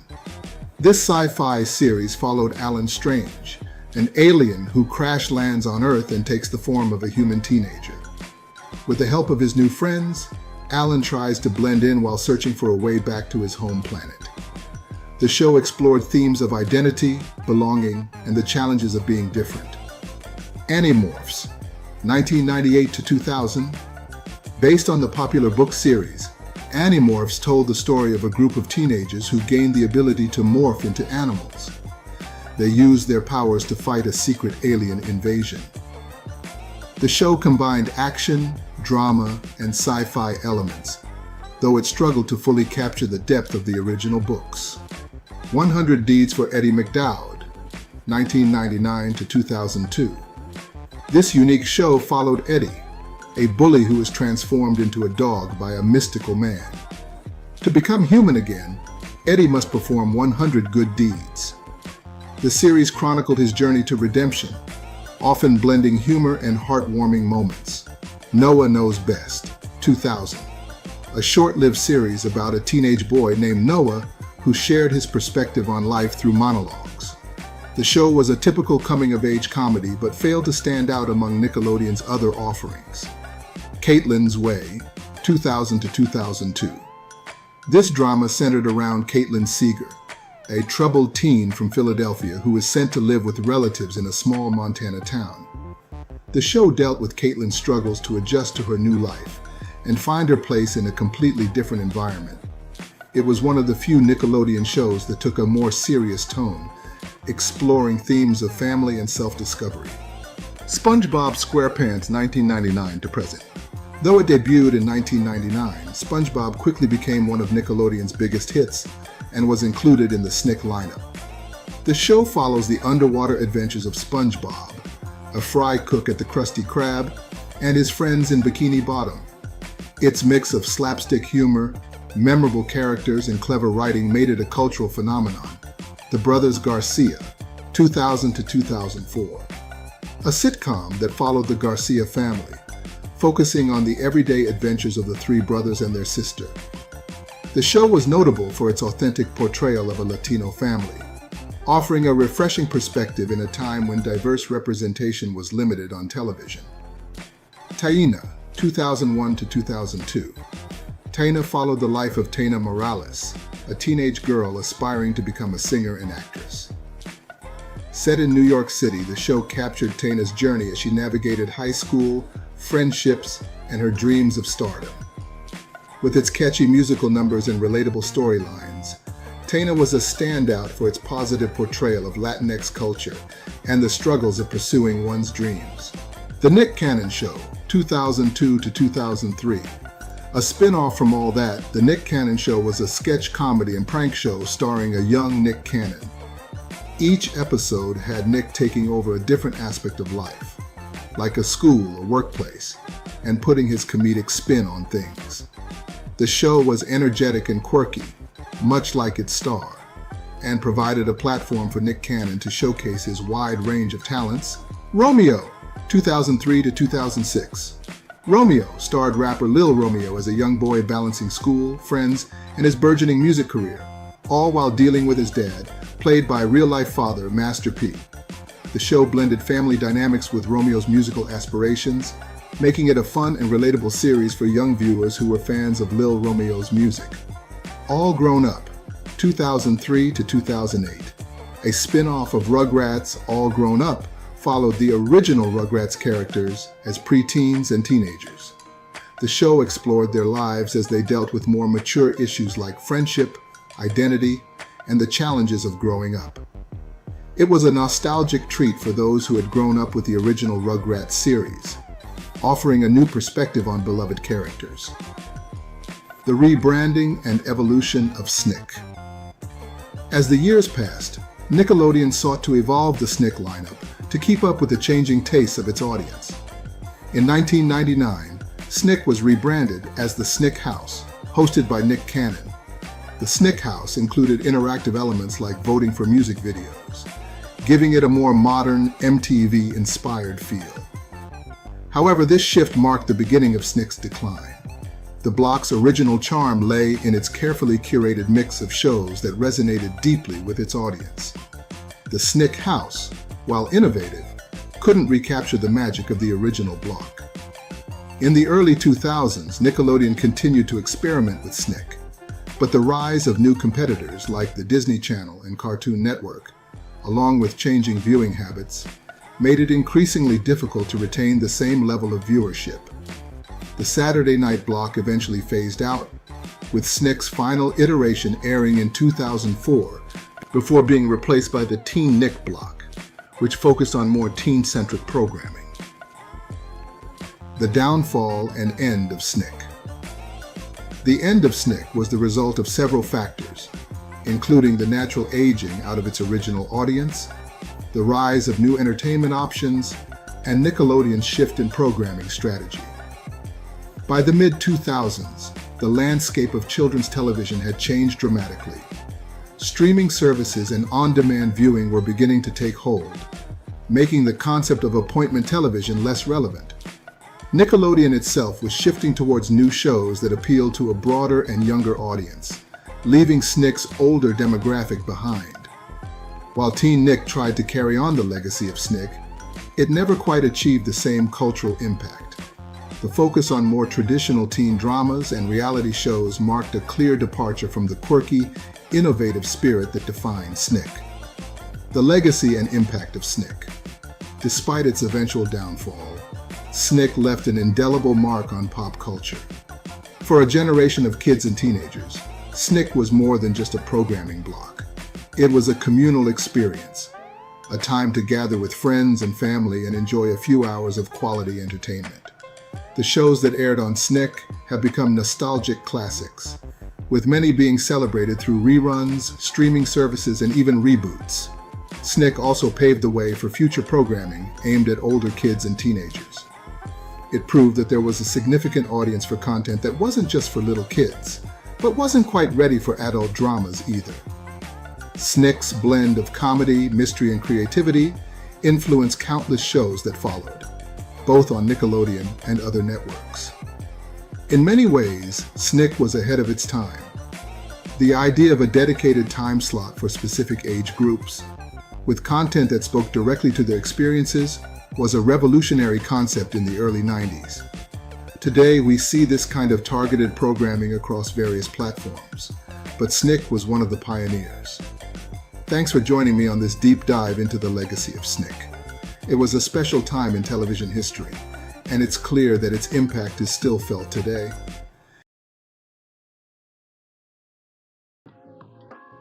Welcome to the channel, everyone. Today, we're going to take a deep dive into the fascinating history and legacy of one of the most iconic television networks of all time, Cartoon Network. For decades, Cartoon Network has been a cornerstone of children's entertainment, providing us with endless hours of laughter, excitement, and imagination. Whether you grew up in the 90s, the 2000s, or even more recently, Cartoon Network has likely played a significant role in your childhood. But how did this powerhouse of animation come to be? What are the different eras that have defined its evolution? And what led to its recent decision to shut down its beloved website in 2024? Join me as we explore the origins of Cartoon Network, its impact on pop culture, the various programming blocks that became staples of our youth, the highs and lows it has experienced, and the legacy it leaves behind. This is the story of Cartoon Network, a journey through the golden age of animation to the challenges of the modern era. The genesis of Cartoon Network. To truly appreciate the impact of Cartoon Network, we need to go back to the early 1990s, a time when the television landscape was vastly different from what it is today. The seeds of Cartoon Network were planted by Ted Turner, the media mogul behind Turner Broadcasting System, TBS. Turner had a vision to create a 24-hour channel dedicated entirely to animated programming, something that had never been done before. The idea was simple yet revolutionary: provide a constant stream of cartoons, both classic and new, that would cater to audiences of all ages. The foundation for this ambitious project was laid when Turner acquired the vast Hanna-Barbera library in 1991, along with the pre-1986 MGM UA film library, which included classic Tom and Jerry shorts, Looney Tunes, and Merry Melodies.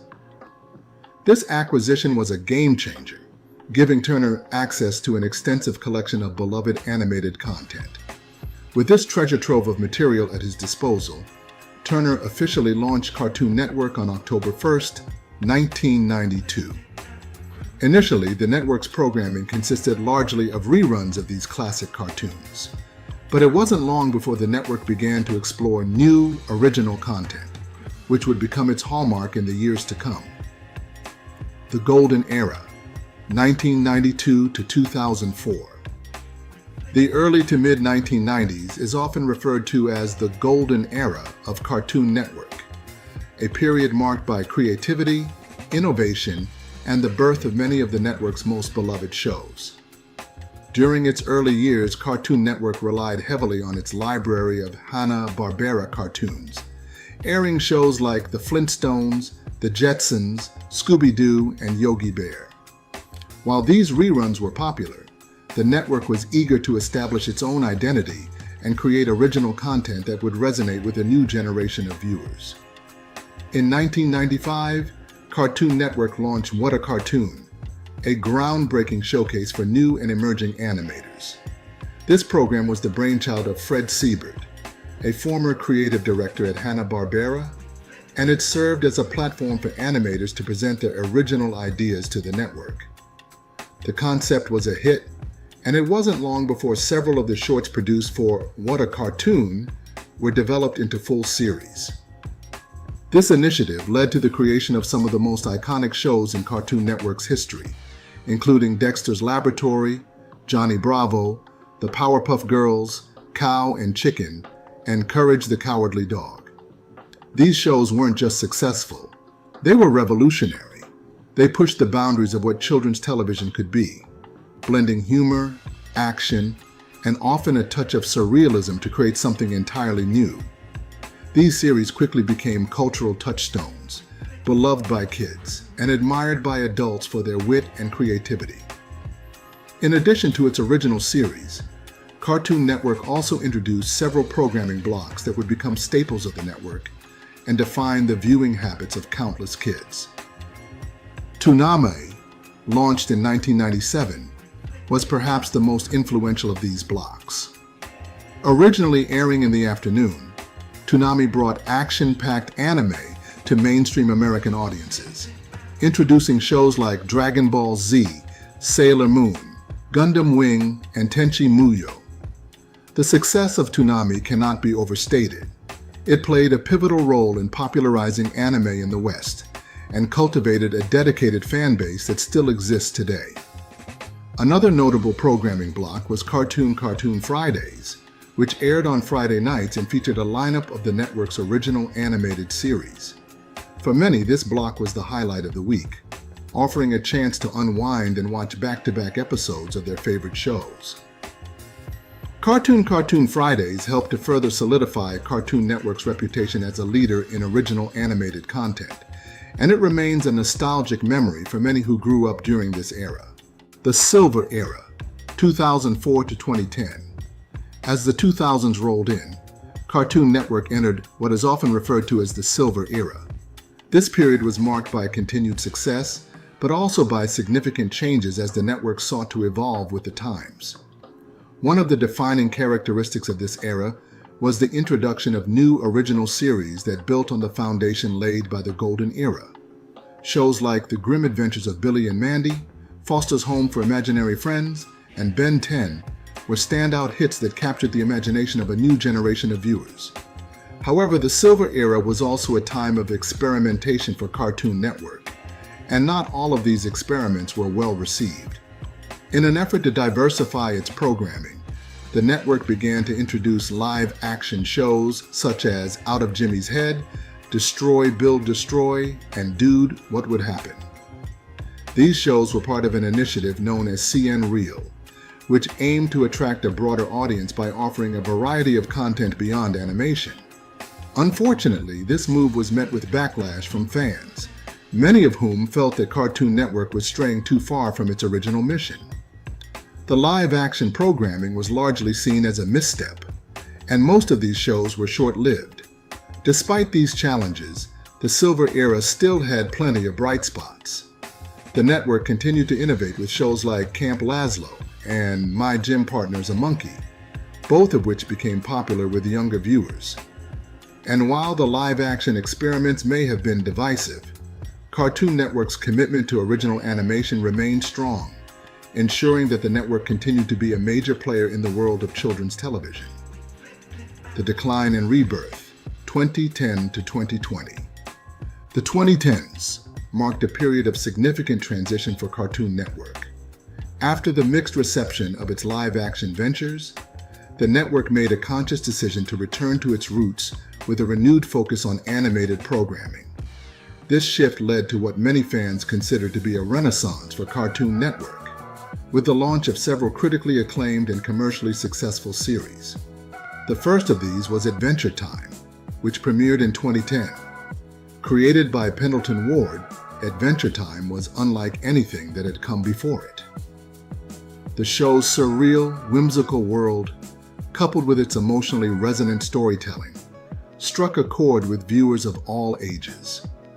Adventure Time became a cultural phenomenon, earning numerous awards and becoming one of the most beloved shows of the decade. Following closely behind was Regular Show, created by J.G. Quintel. Like Adventure Time, Regular Show featured a unique blend of humor and heart, but with a more grounded, relatable setting.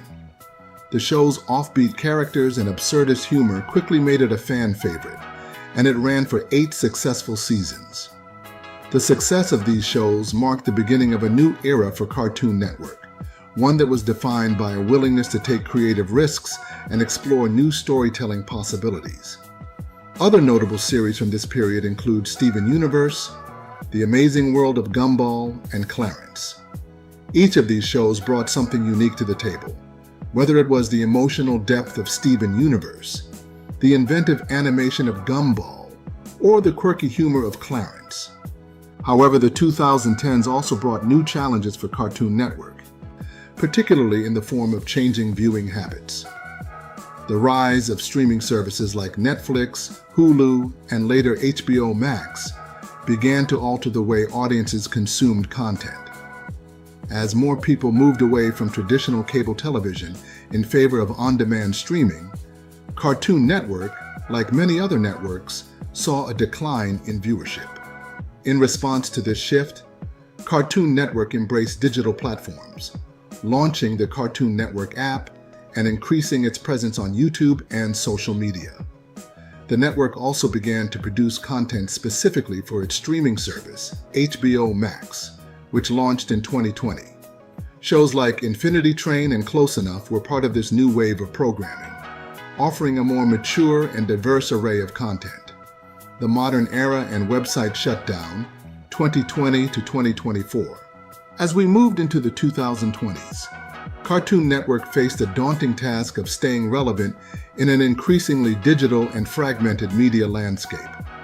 While the network continued to produce successful shows like Craig of the Creek, We Bare Bears, and Teen Titans Go, it was clear that the traditional cable model that had defined Cartoon Network for so long, it was no longer sustainable. In 2024, Cartoon Network made the difficult decision to shut down its iconic website, a move that marked the end of an era. The website, which had been a hub for games, videos, and interactive content since the late 1990s, had been a beloved part of many fans' childhoods. However, with the rise of streaming services and the decline in web traffic, the network decided to focus its resources on other digital platforms. The closure of the website was met with sadness and nostalgia from fans who had grown up visiting it regularly. For many, it was another sign of the changing times and the end of the traditional television experience that had defined their youth. However, despite this loss, Cartoon Network's legacy lives on through its vast library of shows, many of which continue to be available on streaming services. The legacy of Cartoon Network. As we reflect on the history of Cartoon Network, it's clear that the network's impact on popular culture is immeasurable. From its humble beginnings as a 24-hour cartoon channel to its status as a cultural icon, Cartoon Network has played a pivotal role in shaping the world of animation. It has introduced us to countless memorable characters, stories, and worlds, and has inspired generations of animators, artists, and fans. While the network has faced its share of challenges, including the rise of streaming and the closure of its website, its influence remains strong. The shows that premiered on Cartoon Network continue to be celebrated and cherished, and its legacy as a pioneer in animated television is secure. As we move forward into a new era of digital entertainment, Cartoon Network will always hold a special place in our hearts, a symbol of creativity, innovation, and the power of imagination. And that wraps up our deep dive into the history and legacy of Cartoon Network. From its early days of classic cartoons to the creation of groundbreaking original series, Cartoon Network has left an indelible mark on the world of animation and pop culture. As we say goodbye to the network's iconic website, we can take comfort in knowing that the spirit of Cartoon Network lives on through its shows, its characters, and the memories it has given us. So, you're up way too late flipping through TV channels, when suddenly you find yourself watching a surreal courtroom where Hanna-Barbera characters debate the law, a talking milkshake arguing with a wad of meat, or a science experiment gone wrong rampaging through a space station.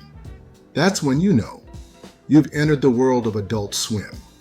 For over 2 decades, Adult Swim has delivered some of the most bizarre, provocative, hilarious, and unforgettable television content ever created. But how did this strange late-night block become such an important piece of pop culture?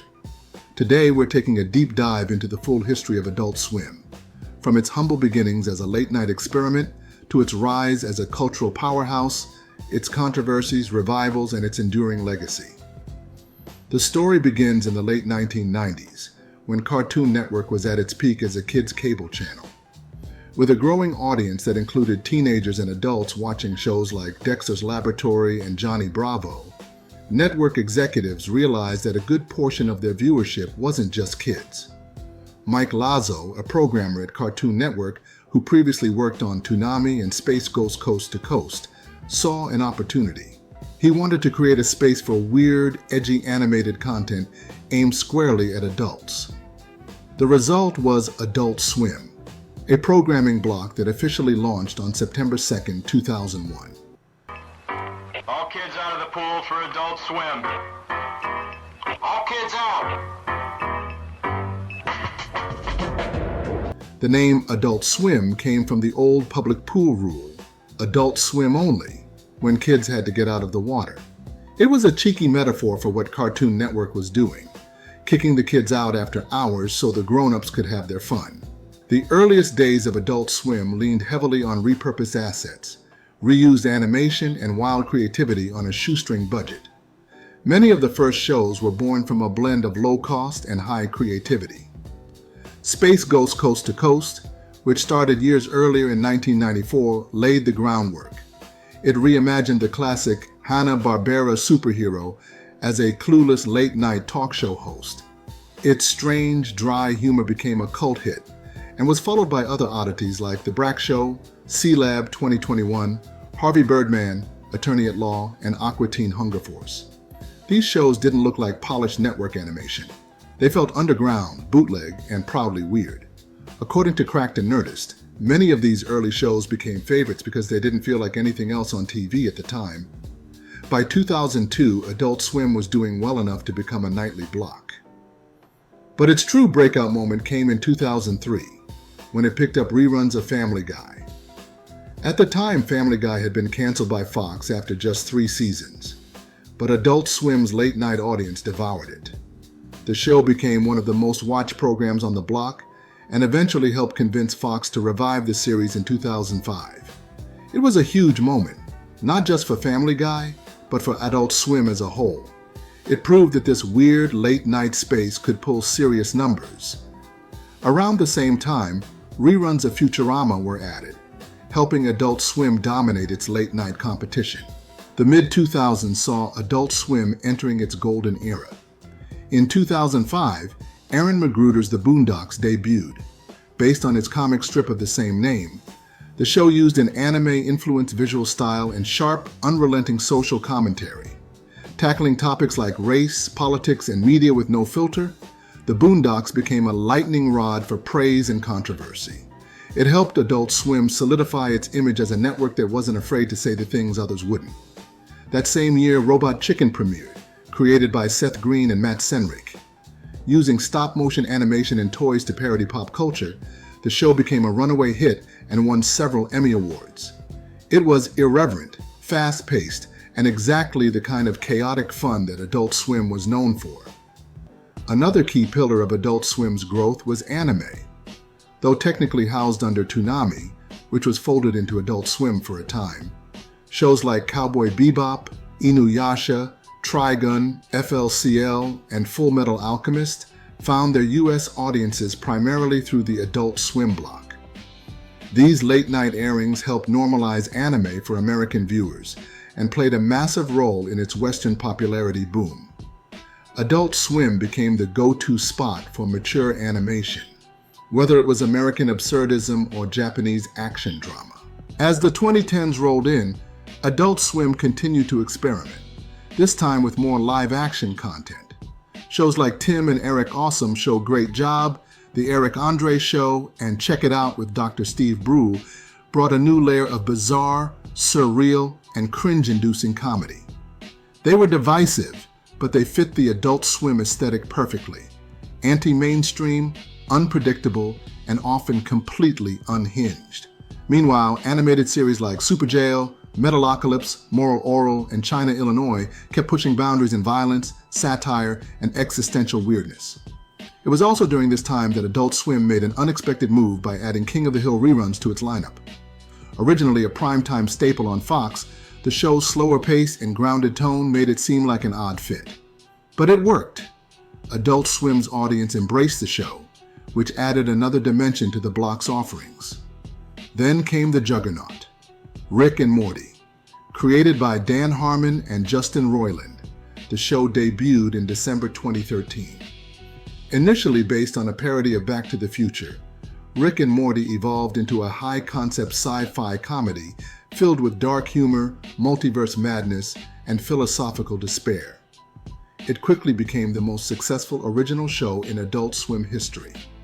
The Season 3 premiere was so highly anticipated that it crashed Adult Swim's website when it aired unannounced on April Fool's Day in 2017.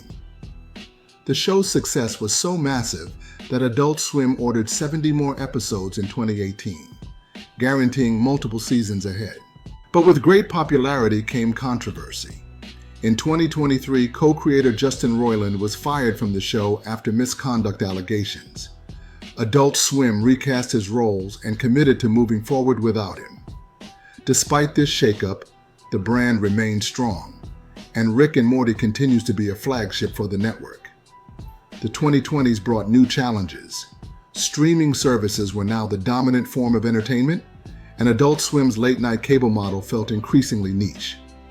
HBO Max, which housed much of Adult Swim's content, underwent several changes due to the Warner Bros. Discovery merger.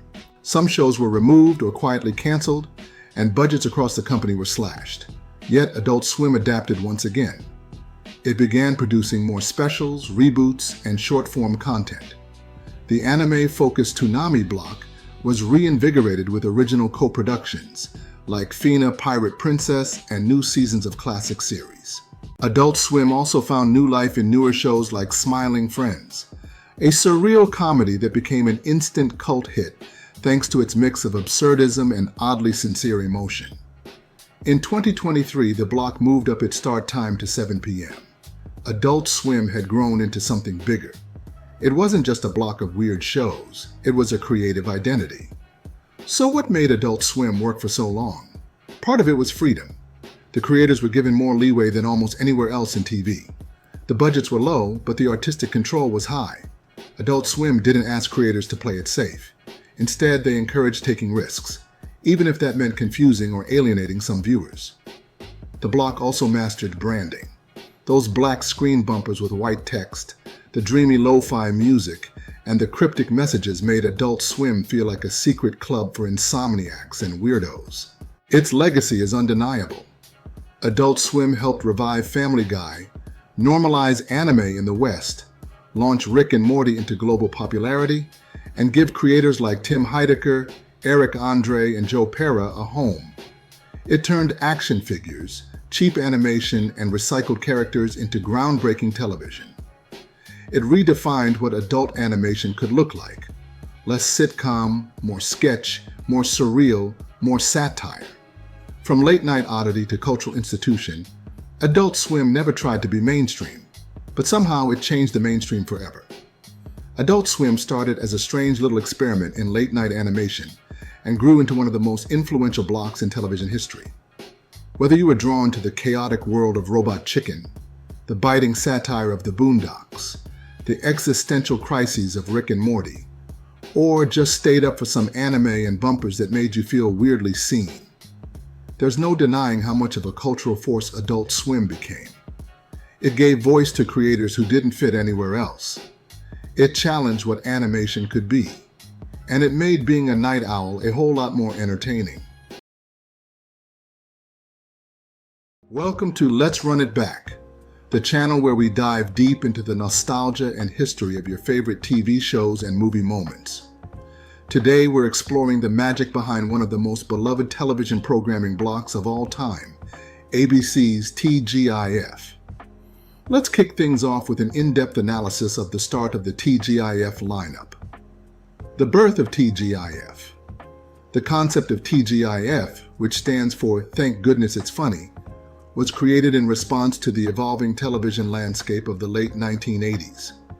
ABC sought to establish a unique and family-friendly programming block to capture the Friday night audience, particularly families who wanted to spend the evening together. The idea was conceived by network executive Jim Janicek, who recognized the potential for a dedicated block that could offer consistent, high-quality entertainment week after week. TGIF officially launched on September 22, 1989, and quickly became a cornerstone of American pop culture. The driving forces behind TGIF Janicek, along with other ABC executives, was instrumental in the creation and implementation of TGIF. The programming block was initially run by Robert Iger, who would later become CEO of the Walt Disney Company. Under Iger's leadership, TGIF thrived due to its strategic selection of shows that appealed to a broad audience, relatable themes, and memorable characters. The success of TGIF. The success of TGIF can be attributed to several factors: the family-friendly nature of the shows, the engaging storylines that spanned multiple genres, and the memorable characters that viewers grew to love. Additionally, the consistent scheduling and promotional efforts helped establish TGIF as a Friday night tradition. The block's popularity was further boosted by its interactive segments, such as TGI Fun Facts and the TGIF Pizza Party Sweepstakes, which kept audiences engaged and excited. Countdown of TGIF shows. Now, let's dive into the countdown of the most iconic TGIF shows, starting from number 15 and working our way up to number 1. Please stay after the countdown to see what caused the decline and ultimate cancellation of the lineup. Make note that these are my opinions, which may change over time. There are no right or wrong answers, as we all have our own taste. If you do not agree with this list, please post your list down in the comments what you feel the list should be in your opinion to spark conversation. Now on to the countdown.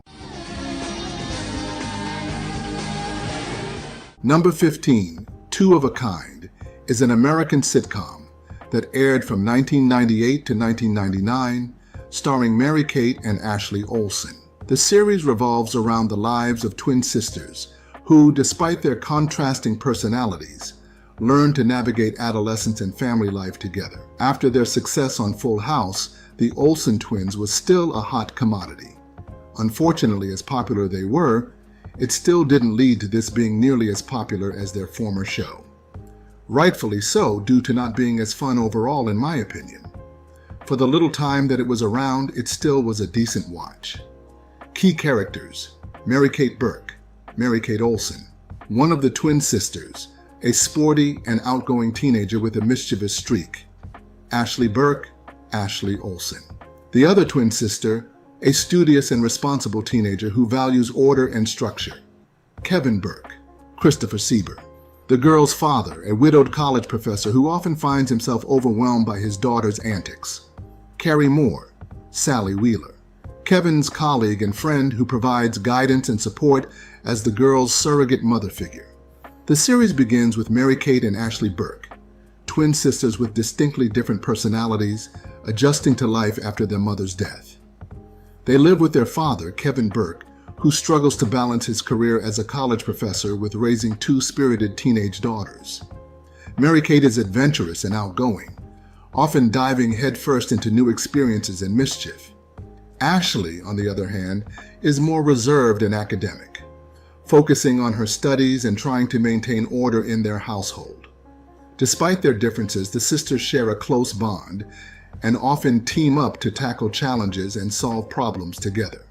Throughout the series, Two of a Kind explores themes of family, friendship, sibling rivalry, and the complexities of adolescence. The girls navigate typical teenage issues such as school, friendships, crushes, and growing up, all while learning important life lessons about responsibility, honesty, and the importance of family. Two of a Kind emphasizes the importance of family support and the dynamics between siblings. It portrays the challenges and joys of growing up through the lens of twin sisters who complement each other despite their contrasting personalities. The series also touches on themes of resilience and adaptation in the face of life's changes and challenges. The sitcom was popular during its brief run for its humor, relatable characters, and the Olsen twins' charm. It resonated with young audiences for its portrayal of sisterly love and the ups and downs of teenage life. While Two of a Kind had a relatively short-lived presence on television, it remains a nostalgic favorite for fans of Mary-Kate and Ashley Olsen, and continues to be remembered fondly for its wholesome family entertainment.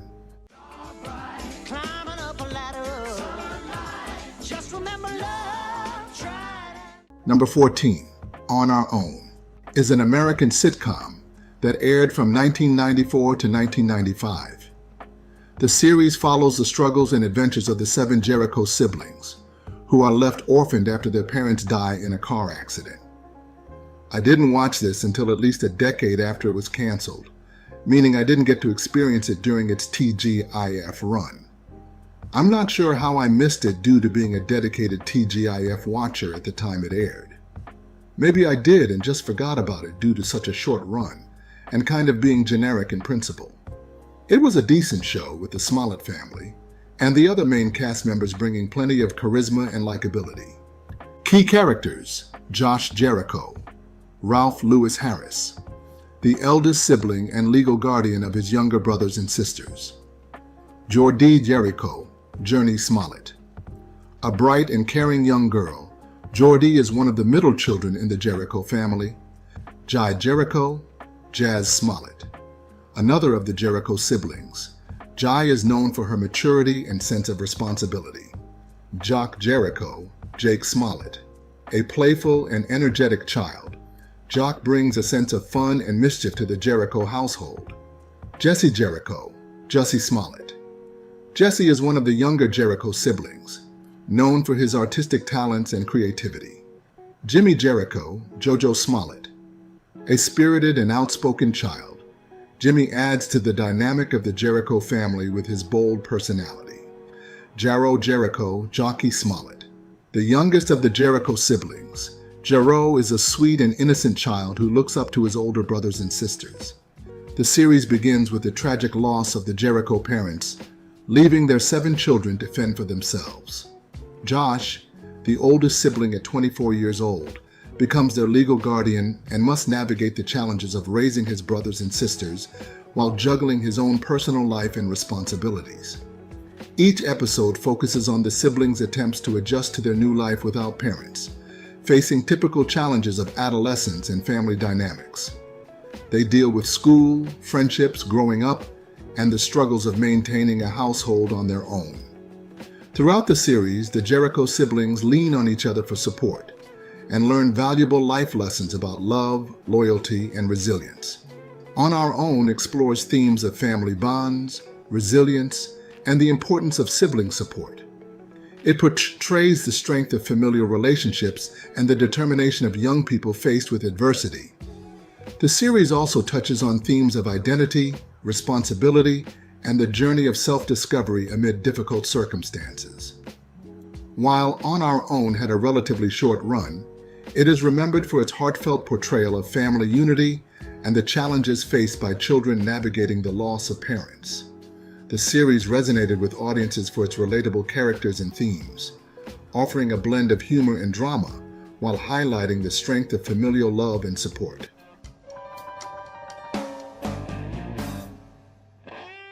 Number 13, 8 Simple Rules, originally known as 8 Simple Rules for Dating My Teenage Daughter, is an American sitcom that aired from 2002 to 2005. The series focuses on the Hennessy family, navigating the challenges of everyday life after the unexpected death of the family patriarch. Being one of 2 shows from the Relive TGIF lineup in the early 2000s to make this list, its potential was kind of cut short due to tragedy. I only seen several episodes, but the episodes from the first season is better in my opinion. It's understandable since nobody could truly take the place of its main star.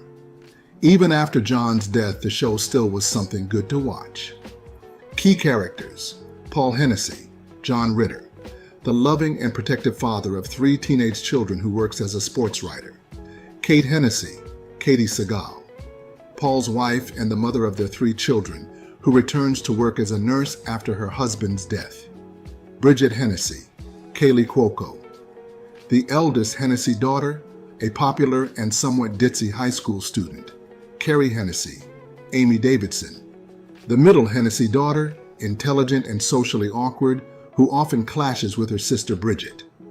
Rory Hennessy, Martin Spangers, the youngest Hennessy child, initially portrayed as cute and innocent, but later becoming more mischievous. The series begins with the Hennessy family coping with the sudden loss of Paul Hennessy, who dies while shopping. Kate, the mother, decides to return to work as a nurse, leaving the family to adjust to life without their beloved father and husband. The show explores how each family member copes with grief while navigating the challenges of adolescence, school, friendships, and relationships. Central to the series are the humorous and often touching interaction between Kate and her 3 children as they try to uphold the family rules that Paul had set. The rules, originally intended to keep his daughters safe while dating, become a guiding principle for the family as they navigate life's ups and downs. 8 Simple Rules explores themes of family dynamics, parenting, grief, and the transition from adolescence to adulthood. It addresses serious issues with humor and sensitivity, portraying the importance of communication, love, and support within a family unit. The sitcom was well received during its run for its blend of comedy and heartfelt moments, as well as the performances of its talented cast. Tragically, John Ritter, who played Paul Hennessy, passed away during the show's second season, leading to adjustments in the storyline and the addition of James Garner and David Spade to the cast. 8 Simple Rules remains a poignant and memorable series that continues to resonate with audiences for its portrayal of family values and the challenges of growing up.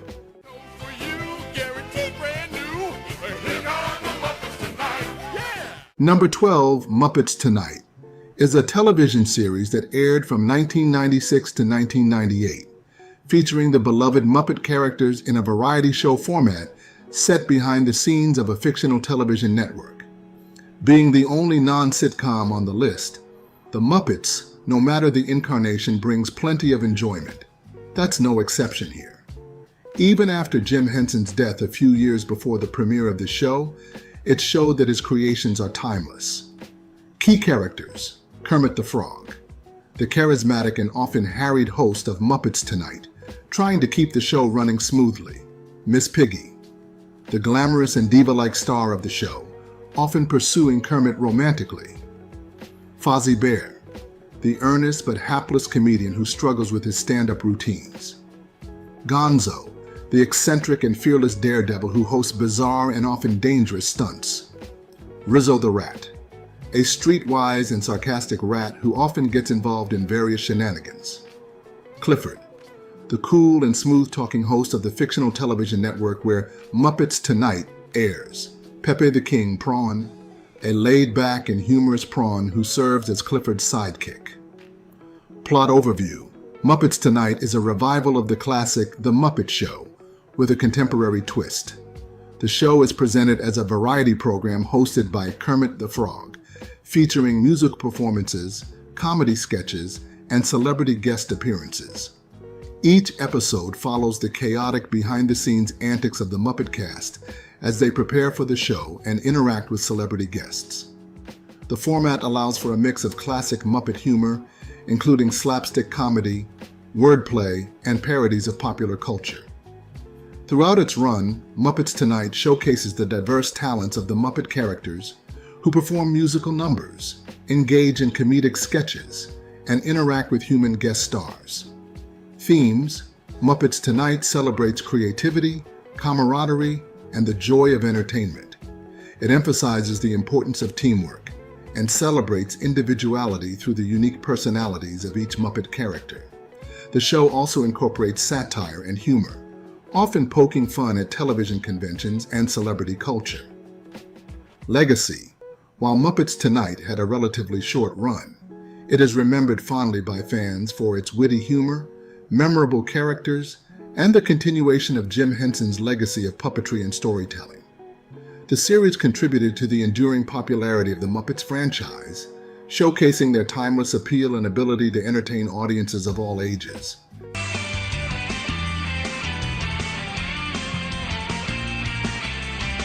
Number 11, Sabrina the Teenage Witch, is an American television sitcom that aired from 1996 to 2003, based on the Archie comic series of the same name. The series follows the life of Sabrina Spellman, a teenage girl who discovers on her 16th birthday that she is a witch with magical powers. Being an early 80s baby, my first exposure to Melissa Joan Hart was through Clarissa Explains It All on Nickelodeon. Although I liked that show good enough, Sabrina definitely was the better show. It brought plenty of laughs and unique situations most sitcoms couldn't do because of the magical aspects of it. Key characters: Sabrina Spellman, Melissa Joan Hart, a kind-hearted and quirky teenager who navigates high school while learning to control her magical abilities. Hilda Spellman, Caroline Rhea, Sabrina's caring and free-spirited aunt who lives with her and her sister Zelda. Zelda Spellman, Beth Broderick, Sabrina's stern and pragmatic aunt, who is also a witch and helps Sabrina learn about her magical heritage. Salem Saberhagen, voiced by Nick Bakay, Sabrina's witty and sarcastic talking cat, transformed into a cat as punishment for his previous attempts at world domination. Harvey Kinkle, Nate Richard, Sabrina's kind-hearted high school sweetheart, who remains unaware of her magical abilities for much of the series. Libby Chesler, Jenna Lee Green, Sabrina's snobbish and popular classmate who often serves as a rival. The series begins with Sabrina Spellman discovering that she's a witch on her 16th birthday. She lives with her quirky aunts, Hilda and Zelda, who guide her through the process of learning magic while navigating the challenges of adolescence. Sabrina attends high school like any other teenager, but faces additional complications due to her supernatural abilities. Each episode follows Sabrina as she deals with everyday teenage problems, such as schoolwork, friendships, and romantic relationships, all while trying to keep her magical identity a secret from mortals. Throughout the series, Sabrina's magical mishaps and adventures often lead to humorous situations and valuable life lessons. Sabrina the Teenage Witch explores themes of self-discovery, identity, friendship, and the responsibilities that come with magical powers. It blends comedy with fantasy elements, showcasing Sabrina's growth as both a teenager and a witch as she learns to balance her dual identities. The sitcom was popular during its run for its lighthearted humor, memorable characters, and Melissa Joan Hart's portrayal of Sabrina. It spawned several TV movies and a successful animated series, cementing its place in popular culture. Sabrina the Teenage Witch remains a beloved classic for its magical premise and its relatable depiction of teenage life with a supernatural twist.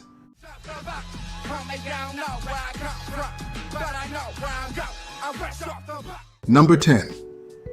Fresh Off the Boat is an American sitcom that aired from 2015 to 2020, loosely based on the memoir of chef and food personality Eddie Huang. The series chronicles the experiences of a Taiwanese-American family adjusting to life in Orlando, Florida during the 1990s. This is the only show I enjoyed from the third and final version of the TGIF block.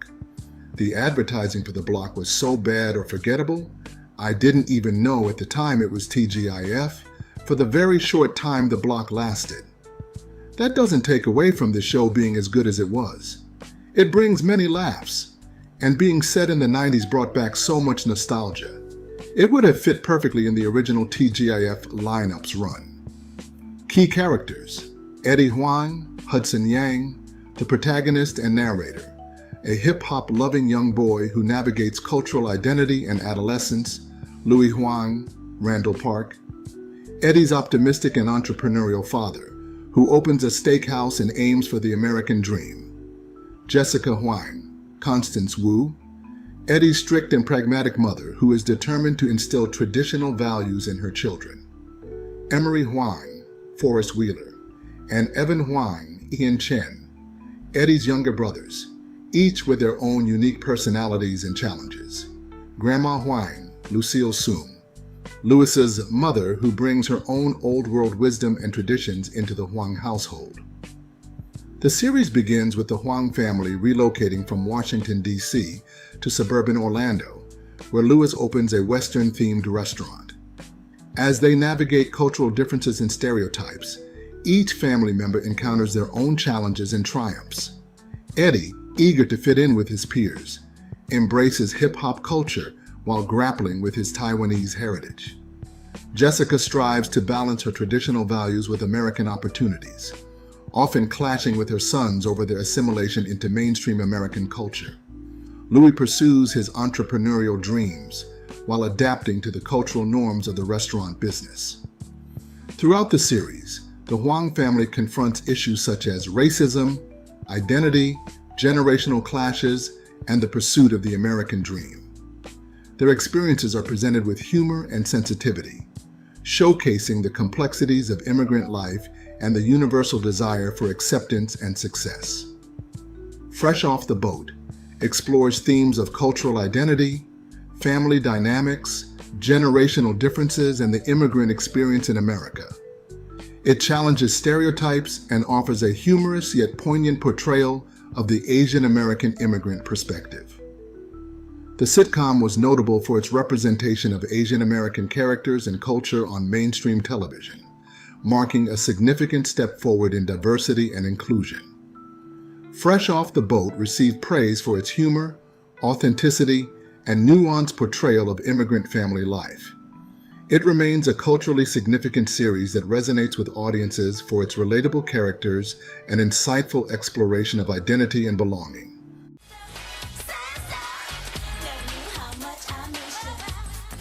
Number 9, Sister Sister, is an American television sitcom that aired from 1994 to 1999.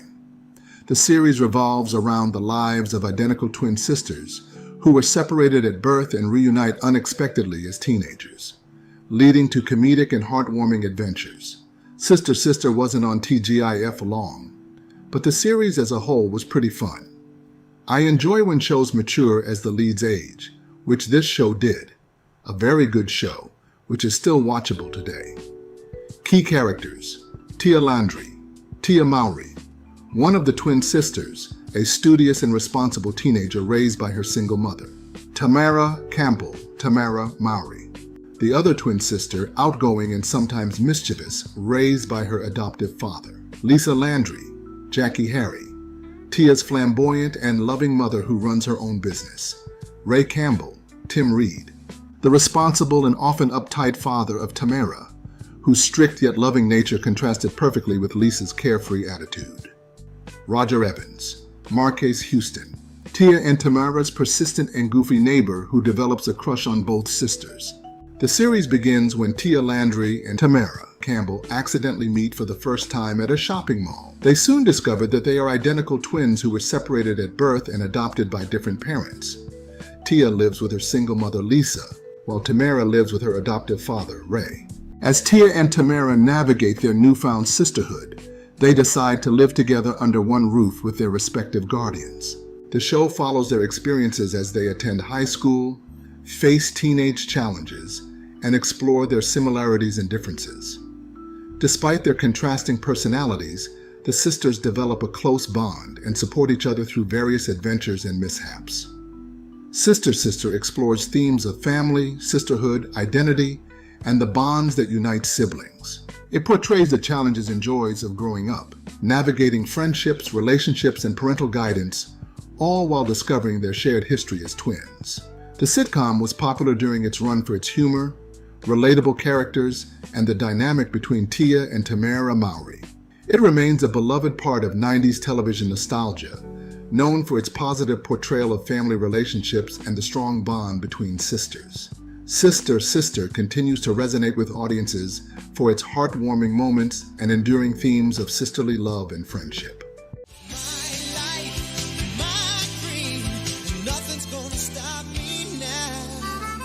Number 8, Perfect Strangers is an American television sitcom that aired from 1986 to 1993. The series follows the misadventures and evolving friendship between two distant cousins from different backgrounds who become roommates in Chicago. This is one of the earliest shows I remember watching on TGIF. The energy and antics of the two leads constantly entertained. It's a must-watch when doing a TGIF watch back for nostalgic memories if you grew up with it, and fond of somewhat slapstick comedy. Key characters: Balky Bartokomous, Bronson Pinchot, a naive shepherd from the fictional Mediterranean island of Mypos, who moves to Chicago to live with his cousin Larry. Larry Appleton, Mark Lynn Baker, a neurotic and practical young man working as a photographer, who initially struggles to understand Balky's unconventional ways. The series begins when Balky Bartokomous, a cheerful and optimistic shepherd from Mypos, arrives in Chicago to live with his cousin, Larry Appleton. Despite being cousins, Balky and Larry are initially strangers to each other, and their contrasting personalities lead to comedic clashes and misunderstandings. As Balky adjusts to American culture, and Larry navigates the challenges of living with a quirky relative, their relationship deepens into a genuine friendship. The show's humor derives from Balky's naive yet endearing misunderstandings of American customs and Larry's attempts to guide him through the complexities of urban life. Throughout the series, Balky and Larry face various challenges and adventures together, from navigating relationships to pursuing career aspirations. Their friendship and mutual support ultimately become the heart of the show, emphasizing themes of camaraderie, cultural differences, and personal growth. Perfect Strangers explores themes of friendship, family dynamics, cultural diversity, and the comedic clash between different worldviews. It blends lighthearted humor with heartfelt moments as Balky and Larry learn from each other's perspectives and overcome obstacles together. The sitcom was popular during its run for its charming characters, humorous scenarios, and the chemistry between Bronson Pinchot and Mark Lynn Baker. It remains a nostalgic favorite among fans of 80s and 90s television.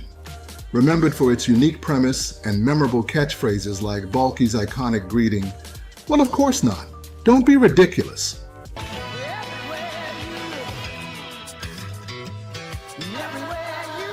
Number 7, Full House is an iconic American television sitcom that aired from 1987 to 1995.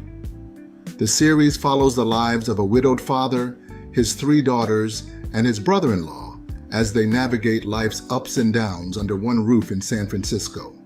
The charm of this show is what has it at its current spot. It's nothing revolutionary, but every character is memorable and fun to watch. The cheese factor is cranked up most of the time, but it is what made it as beloved as it is due to its innocence. The revival of the show with Fuller House was good as well for the episodes I have watched.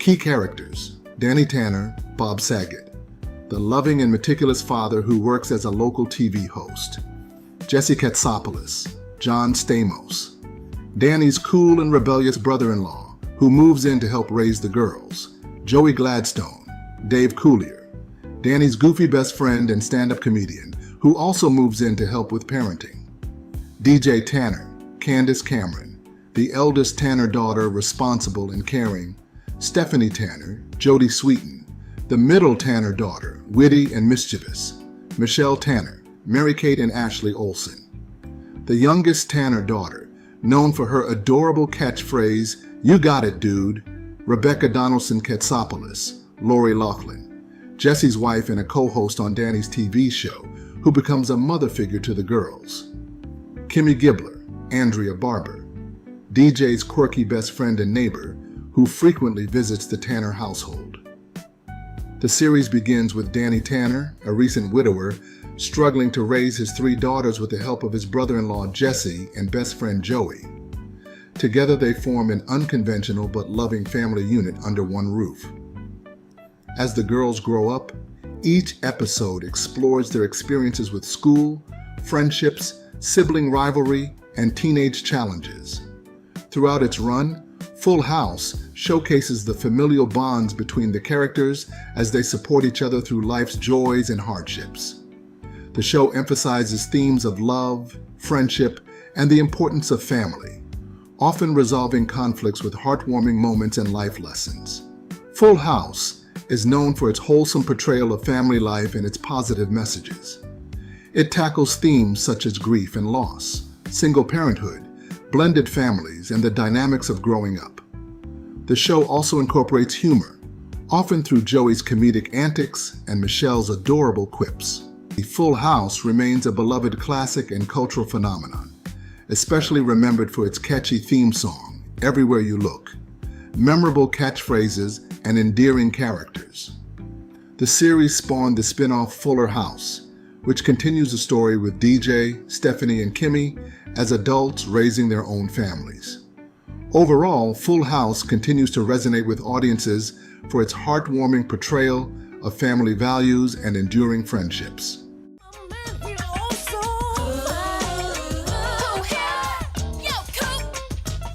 Number 6, Hangin' with Mr. Cooper, is an American television sitcom that aired from 1992 to 1997. The series revolves around a former NBA player turned substitute teacher as he navigates life's challenges and adventures in Oakland, California. The first season was honestly kind of bland at times, and didn't really find its legs until the second season, where the premise was revamped. This was at no fault to Dawn Lewis, who left after the first season, whose work in other projects I've watched her in I always enjoyed including here. The second season and on was very consistent in its humor, and was slightly more family-friendly, being moved to TGIF, which seemed to work in its favor. Key characters: Mark Cooper, Mark Curry. The protagonist, a charismatic and easygoing former basketball player who becomes a substitute teacher. Vanessa Russell, Holly Robinson Pete. Mark's best friend and roommate, a talented law student and later a sportscaster. Robin Dumars, Dawn Lewis. Mark's other best friend, a no-nonsense gym coach and teacher, Geneva Lee. Saundra Quarterman, the school principal, who often finds herself dealing with Mark's unconventional teaching methods. The series begins with Mark Cooper adjusting to life after basketball, working as a substitute teacher and living with his friends Vanessa and Robin. Mark's carefree and playful personality often gets him into humorous situations, both in the classroom and in his personal life. As the series progresses, Mark pursues various romantic relationships and navigates the challenges of adulthood, all while maintaining his close-knit friendships. Hanging with Mr. Cooper explores themes of friendship, mentorship, personal growth, and the challenges of transitioning from a sports career to a new profession. It blends comedy with heartfelt moments as Mark and his friends face life's ups and downs together. The show was popular during its 5-season run for its humor, engaging characters, and positive portrayal of African American culture and community. It contributed to the representation of diverse perspectives on television during the 1990s and remains fondly remembered for its memorable characters and comedic moments.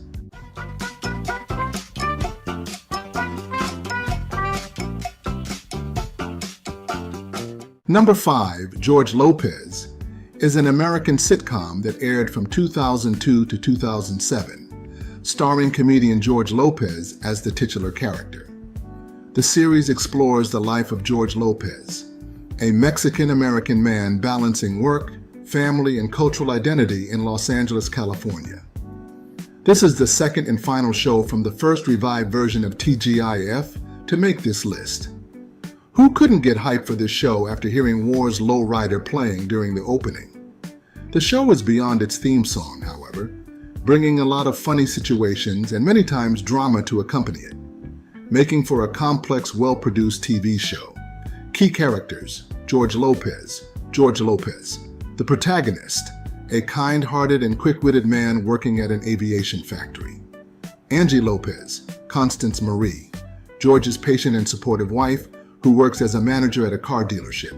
Carmen Lopez, Maciela Lucia, George and Angie's rebellious and intelligent teenage daughter.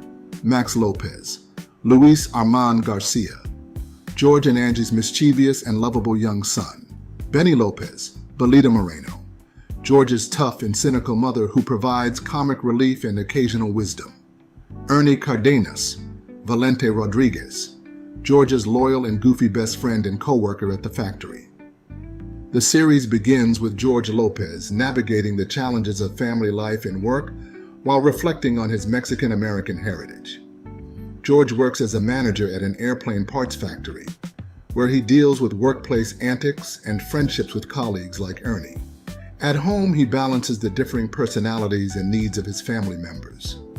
Central to the show is George's relationship with his wife Angie, who provides stability and support as they navigate marital ups and downs.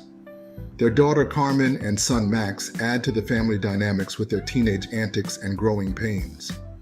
George also grapples with his complicated relationship with his mother Benny, who often tests his patience but ultimately cares deeply for her family. George Lopez explores themes of family, cultural identity, generational differences, and the pursuit of the American dream. It addresses issues such as immigration, assimilation, and the challenges faced by Mexican-American families in balancing traditions with contemporary American life. The sitcom was praised for its representation of Mexican-American culture and its humor rooted in family dynamics and everyday life. It resonated with audiences for its relatable characters and storylines that tackled serious issues with humor and heart. George Lopez remains a significant contribution to television for its portrayal of Latino characters and its exploration of cultural identity and family values.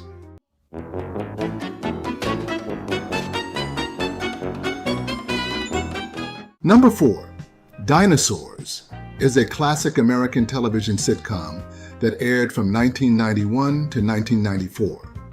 Known for its unique blend of puppetry and animatronics, the series takes place in a prehistoric world populated by anthropomorphic dinosaurs.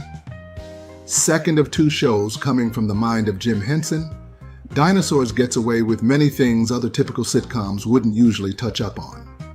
The puppetry work is excellent, and the humor is very consistent, and mostly hits with its jokes. Key characters: Earl Sinclair, the main protagonist, a bumbling but well-meaning Allosaurus who works at the Wesiso Corporation.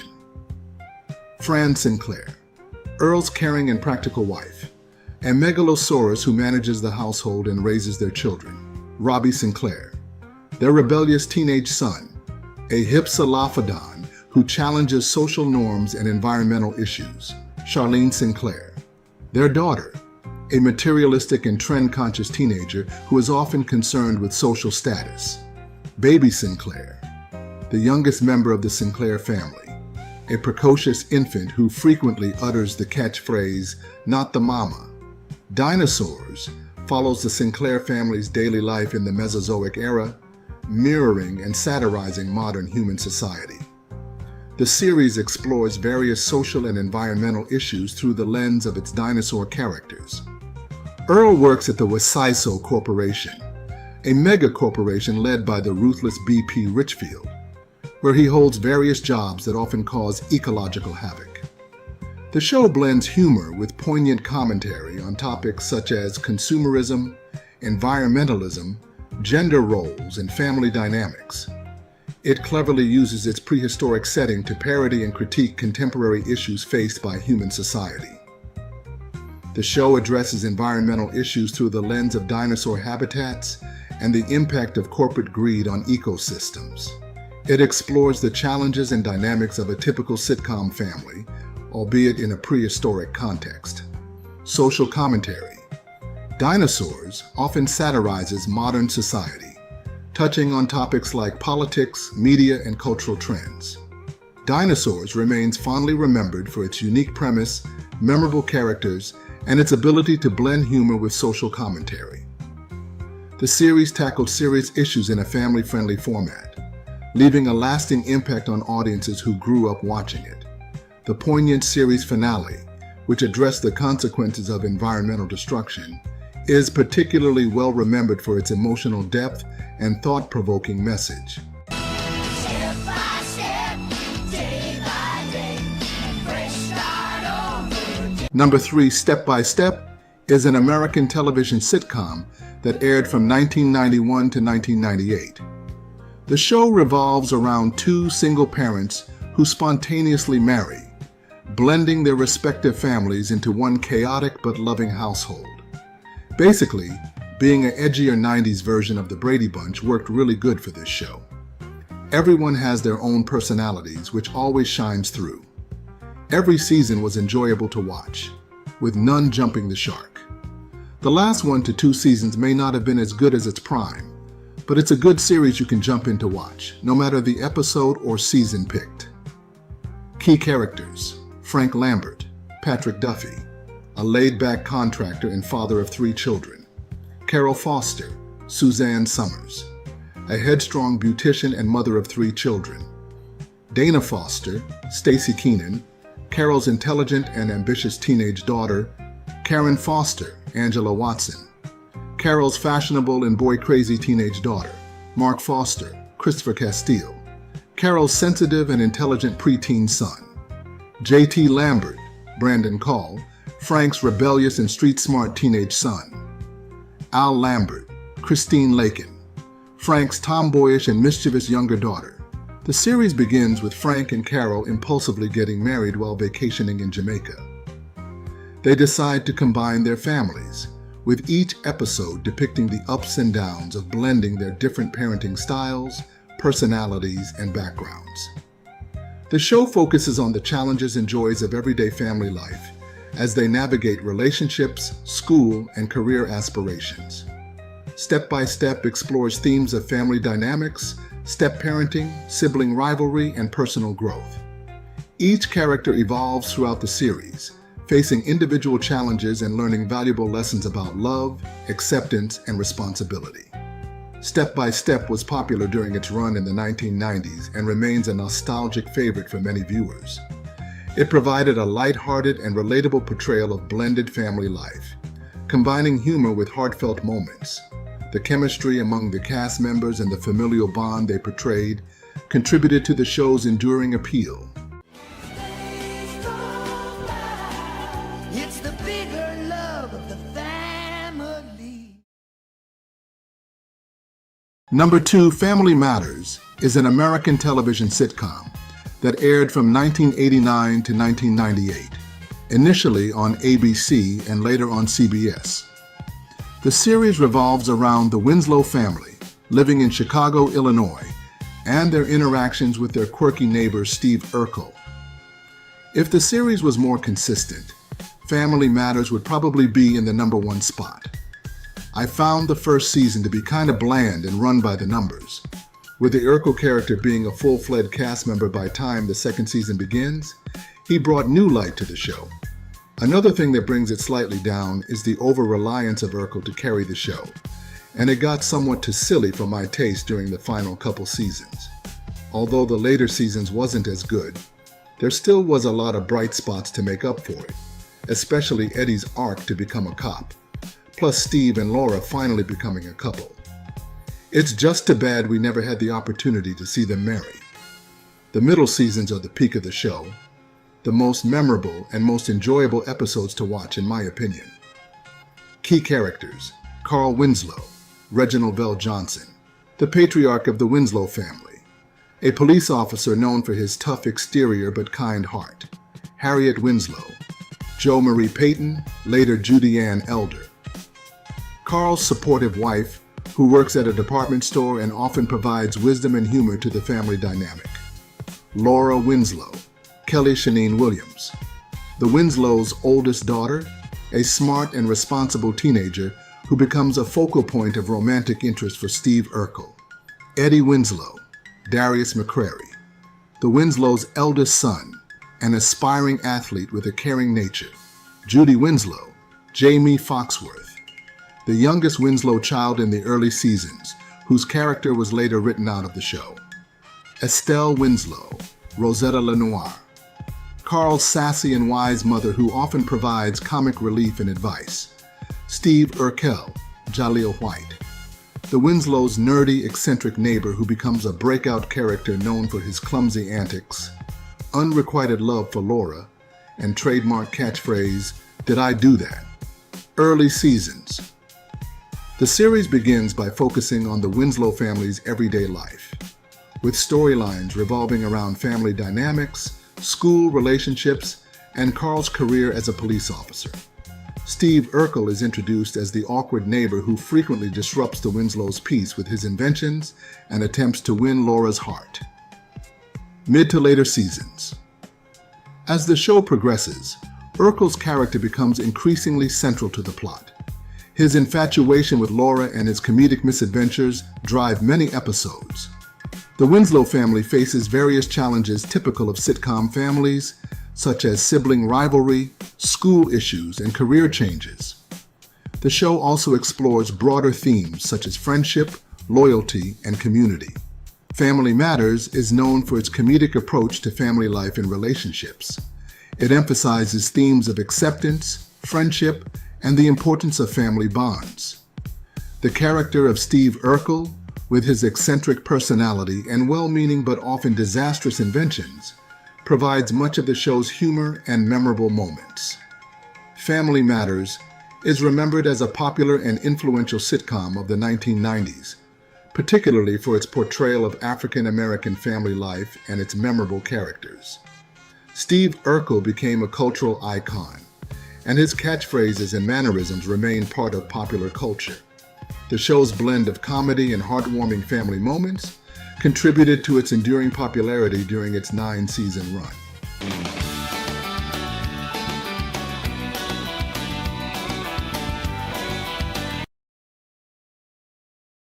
And number one, Boy Meets World, is an American television sitcom that aired from 1993 to 2000. The series follows the life and experiences of Corey Matthews, a boy growing up in suburban Philadelphia. The show spans 7 seasons, chronicling Corey's journey from 6th grade through college. Probably to nobody's surprise, Boy Meets World gets the number one spot. Although starting out as a show more aimed at kids, I really enjoyed this series due to growing with its audience as the cast aged. Instead of just focusing on comedy, Boy Meets World also introduced drama and mature subject matters, which was always handled in excellent ways. Being so well written and being able to bring on multiple emotions gets its well-deserved placement. Key characters: Corey Matthews, Ben Savage, the protagonist, a relatable and often naive young boy learning about life, love, and friendship. Topanga Lawrence, Danielle Fishel, Corey's intelligent and free-spirited girlfriend and later wife. Their relationship is a central theme of the series. Sean Hunter, Ryder Strong, Corey's best friend who comes from a troubled background but is deeply loyal. Eric Matthews, Will Friedle, Corey's quirky older brother, known for his comedic and often dim-witted behavior. Mr. George Feeney, William Daniels, the wise and caring teacher, principal, and later college professor who mentors Corey and his friends throughout their lives. Alan and Amy Matthews, William Russ and Betsy Randall, Corey's supportive and loving parents. Morgan Matthews, Lily Nixay, later Lindsay Ridgway, Corey's younger sister, providing a sibling perspective. Seasons 1 to 2. The series starts with Corey in middle school, dealing with typical preteen issues, school problems, and his interactions with his family and friends. Mr. Feeney plays a pivotal role as Corey's teacher and neighbor, imparting life lessons. Seasons 3 to 5. As Corey and his friends transition to high school, they face more complex challenges, including relationships, peer pressure, and self-identity. Corey and Topanga's relationship deepens, and Sean's tumultuous family life is explored more. Seasons 6 to 7. The show progresses to Corey and his friends attending college. Corey and Topanga get married, and they navigate the challenges of young adult life. Mr. Feeney continues to offer guidance, now as a college professor. The series addresses mature themes such as marriage, personal growth, and career choices. Boy Meets World explores themes of friendship, family, love, and personal development. It balances humor with serious topics, teaching valuable life lessons through the experiences of Corey and his friends.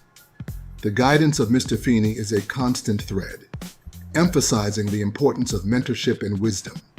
The show has remained a beloved part of 90s pop culture, known for its memorable characters and heartfelt storytelling. It also spawned a sequel series, Girl Meets World, which follows Corey and Topanga's daughter Riley Matthews as she navigates her own journey of growing up.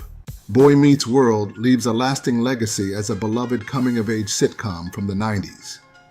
Its enduring appeal lies in its heartfelt exploration of friendship, family, and growing up, centered around protagonist Corey Matthews. Through humor, memorable characters like Mr. Feeney, and poignant life lessons, it continues to resonate with audiences, inspiring multiple generations with its nostalgia and timeless themes. The decline and revival of TGIF. Despite its immense popularity, TGIF began to decline in the late 1990s due to changing viewer habits, increased competition from cable networks, and shifts in programming strategy. The original TGIF lineup officially ended in 2000, but there was a brief revival in 2003 with shows like George Lopez and Hope and Faith. However, this revival was short-lived due to inconsistent scheduling and the fragmented television landscape. The second revival started in 2018, lasted barely over a year due to similar circumstances, with the added problem of streaming becoming so popular. The magic of TGIF remains a cherished memory for many. reflecting a time when family-friendly entertainment was a staple of Friday nights. Thanks for joining us on Let's Run It Back, as we revisited the iconic TGIF lineup. Stay tuned for more deep dives into your favorite shows and moments from TV history. That was a trip down memory lane through the worlds of Fox Kids, SNICK, Kids WB, ABC's One Saturday Morning, and so many more. These TV blocks weren't just programming. They were an experience, and they'll always hold a special place in pop culture history. A huge shout out and heartfelt thank you to our amazing Throwback Tier members, Peace by Chaos, Tequila, iCritic, Jeremy Bowen, Mr. Blanks, and Sonic and Leighton Fan. Your support means the world, and you're helping keep the nostalgia alive in a big way. I also want to thank all the other awesome members who support the channel. Whether you're new or you've been rocking with us from the beginning, I appreciate every single one of you. If you enjoy this nostalgic journey, don't forget to like, subscribe, and hit that notification bell so you don't miss future videos. If you really want to help the channel grow, also hit the new hype button if you're watching this within the first week of release. And as always, keep the nostalgia alive.